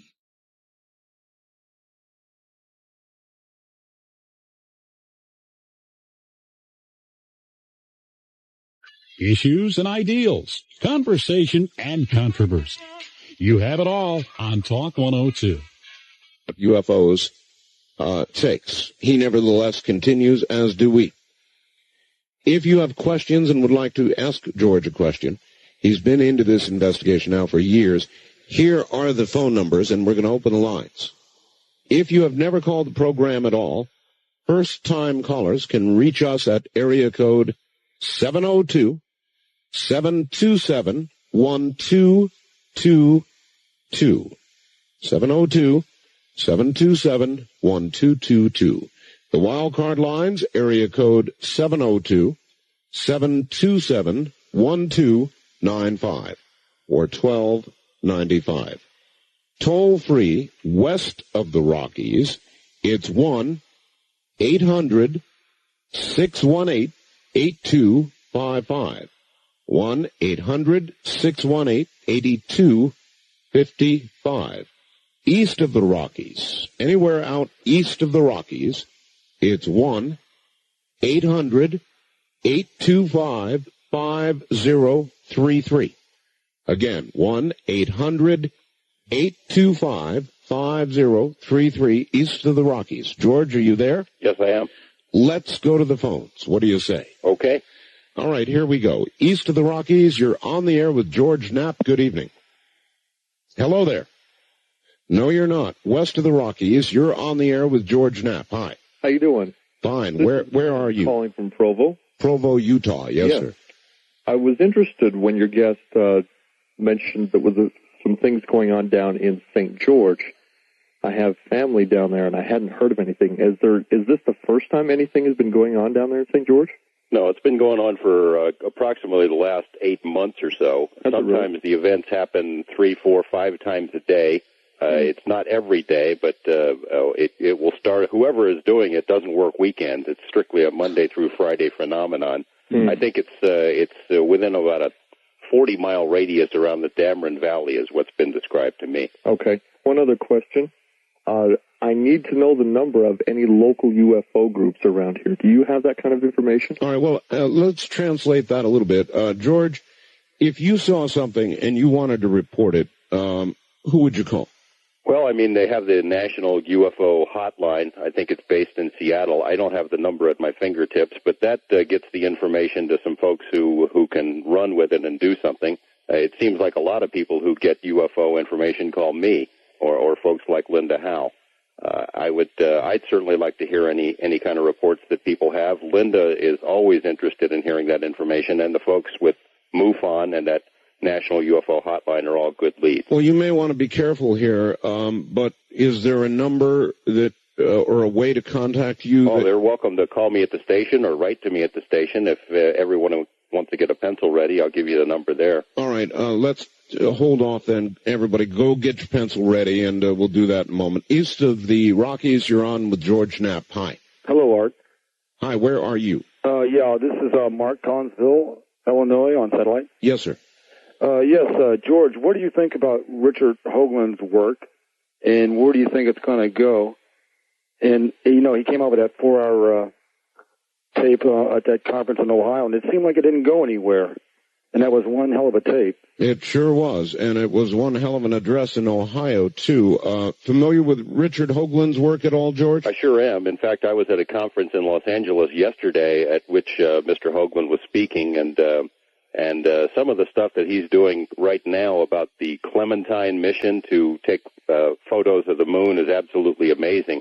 Someone has leaked some of those photos to Hoagland, which indicate clear artificial structures on the moon. Where it's going to go, I don't know. I think the work that he's done about Mars is very important. It's very dramatic, and although it has caused a tidal wave in UFO circles, it doesn't seem to have gone too much further out of that.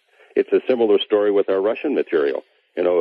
Documented proof from a world power, a world government saying that UFOs are real and they're here and they're not ours and they're not the Russians, and it doesn't seem to make much of an impact outside this little universe of ufology. It is true. Richard did a story. As you know, he thinks there are some very tall, crystalline-like structures on the moon. And he did a story about the disappearance of one of our satellites. And he believes that it collided as it was coming down with one of these structures, and his technical explanation of the way the signal disappeared almost demanded that what he suggested occurred, the way the signal disappeared. Have you heard him describe that? I have not. I'm sorry. It's quite remarkable. In other words, when a spacecraft churns away or the antenna is somehow oriented in a different direction suddenly, the signal, or if it were to explode, the signal would disappear in certain milliseconds. They'd actually be able to hear it occurring. But the way it apparently collided with this thing, the signal was just instantly gone, as though the antenna suddenly was whipped around, and I'm sure that it was. It was a very, very interesting story. East of the Rockies, you're on the air with George Knapp. Hello. Hello there. Nope, you're not. First-time caller line, you're on the air with George Knapp. Hi. Hello there. Well, we're missing them. West of the Rockies, you're on the air. Good evening. Good evening. Hi, where are you? Fresno, California. Okay. My name is Wilma. Yes, go ahead. And in 1970, February 7th, we was going to Nevada to celebrate our anniversary. And on the way out in the desert, it wasn't built up then. And on the way, they was on the left-hand side. It was 2 o'clock in the morning. I told my husband, what in the devil's the water tower doing out here? There's nothing around. It was shaped like a bullet, full legs, 4 legs. And we come back 2 days later, it wasn't there. And then about 5 years ago, here my son called me out, Mom, come look. And going over with what I seen, what you seen, Art. Oh. That big triangular. No sound, no nothing. I'm sorry, where? So slow. Yeah, where are you located again? Fresno, California. Fresno, and this was actually over Fresno? It was over our house. Over your house. And I told my son, I says, I'm not going to call the police. What for? And he seen a light. He said it was on top of I live near Christmas Tree Lane. And he said he seen a light on top of the cedar trees. Mm-hmm. And then the light took off. All right. Well, it's a good question. George, how many people who see things like this do you think report them? Percentage-wise, I wonder how many actually get reported to any agency. I have statistics on that. You know, it's an odd dichotomy. 90% of UFO sightings are misidentifications of explainable phenomena, but it's also true that 9 out of 10 sightings aren't reported at all, and it's easy to understand why. If you call the police in almost any town, mm-hmm. and I'm a big fan of police, but if you call the police, they'll keep you on the line long enough to find out if you're crazy, but they don't take the report seriously. The same is true of the military. If you call a base like Nellis, they say, we're not interested. They'll even give out a UFO hotline number to send people down the road. It's interesting that Nellis here in Nevada has never had a UFO sighting, according to a spokesperson that I interviewed. Oh, really? Which would make it probably the only military base in the country that hasn't. Isn't that interesting? East of the Rockies, you're on the air with George Knapp. Hi. Yeah, hi, Art. This is Ed in Albuquerque. Where are you, Ed? Beg pardon? Where are you? Albuquerque. Albuquerque, all right. Yeah, I wanted to ask him about Area 51. All right. You made a comment about the stealth fighter. Is Area 51 out by Tonopah, or is that in some other area? Because the stealths were tested at Tonopah. Well, the stealth were transferred to Tonopah when they became operational. Tonopah is on the other side of the Nevada test site range. That's correct. In other words, they started out in Area 51. Initial testing was conducted at Area 51 and perhaps other locations as well in Nevada, but once it became an operational fighter wing, they were based in Tonopah. No. They weren't an operational fighter wing. I know that for a fact. They were still being tested. A6s were conveying them and everything. Well, I have to disagree with you. Actually, they were an operational fighter wing. I recall reading that in the newspaper. Well, this is before. This was when they still said they didn't even exist at Tonopah. Well, that's probably, it could be. It could be. I was observing them when they didn't exist, but I was just wondering where Area 51 was. It's on the other side of the test site range. It's east of Tonopah. It's east of Tonopah. As far north as Tonopah. I believe so. It's almost a direct line across. Okay, thank you. All right. Thank you very much for the call. Wildcard line, you're on the air with George Knapp. Hi. Hello. Hello. Turn your radio off. I sure did. This is Wendy from Vancouver, Washington. Yes, Wendy. And I had a question for your guest. I was wondering if he could tell me when he thinks the government is going to acknowledge the existence of UFOs.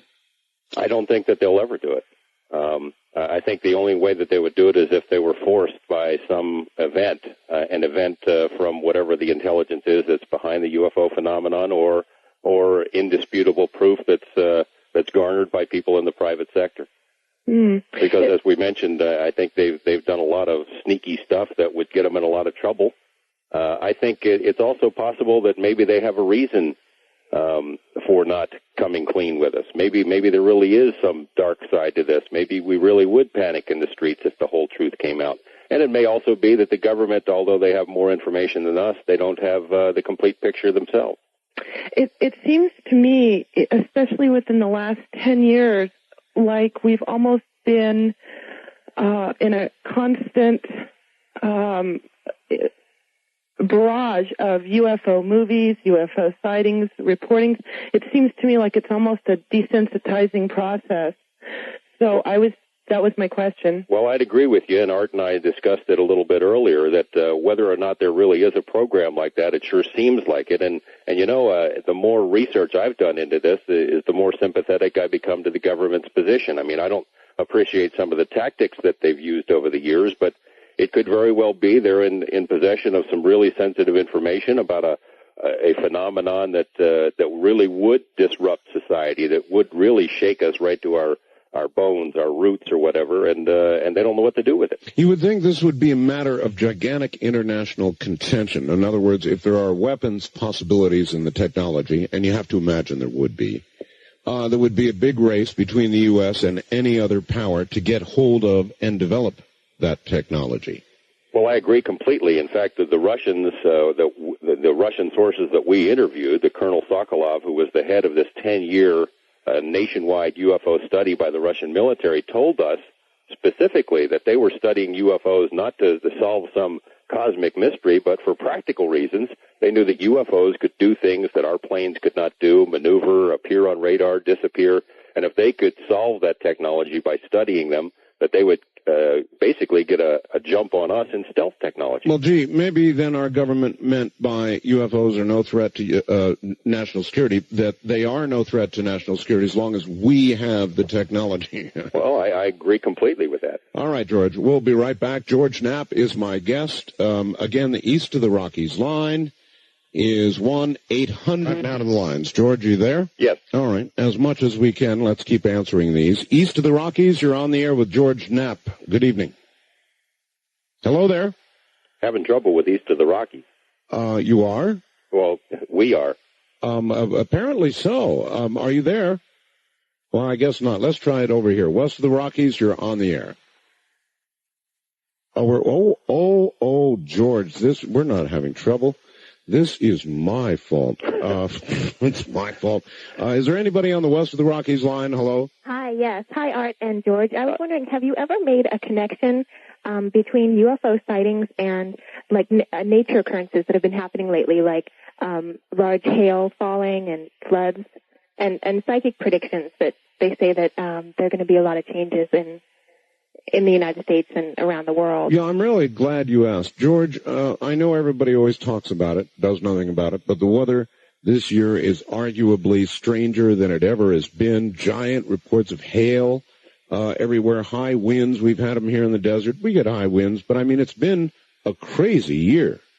That's true. I don't know that we can tie it into the UFO phenomenon, though. I mean, some people have tried. I just haven't seen any convincing evidence. There are individual cases of where UFOs have been sighted in areas where earthquakes have occurred, and strange weather occurrences have been reported, but a direct connection I haven't seen. I know that it sure does seem weird, since I haven't been following weather patterns and don't really have data on the frequency of earthquakes and volcanoes dating back over a number of years. I don't know if it's any worse than normal or not. All right. First-time caller line. You're on the air with George Knapp. Hi. Hi. I have a question for George, and And I have, I'd like to just tell Art that I did see also when I lived in Tonopah. I lived there. All right, turn your radio off, sir. Turn your radio down. No, turn it off. Otherwise, it'll confuse you. Okay, is this Mr. Bell? Yes. Mm-hmm. Oh, good to talk to you, sir. I saw the same thing that you saw over by Pahrump, only I saw it right above Tonopah when I lived there. It was a little bit different than what you described, though. It was a big triangular. It was at night, and there was no moon.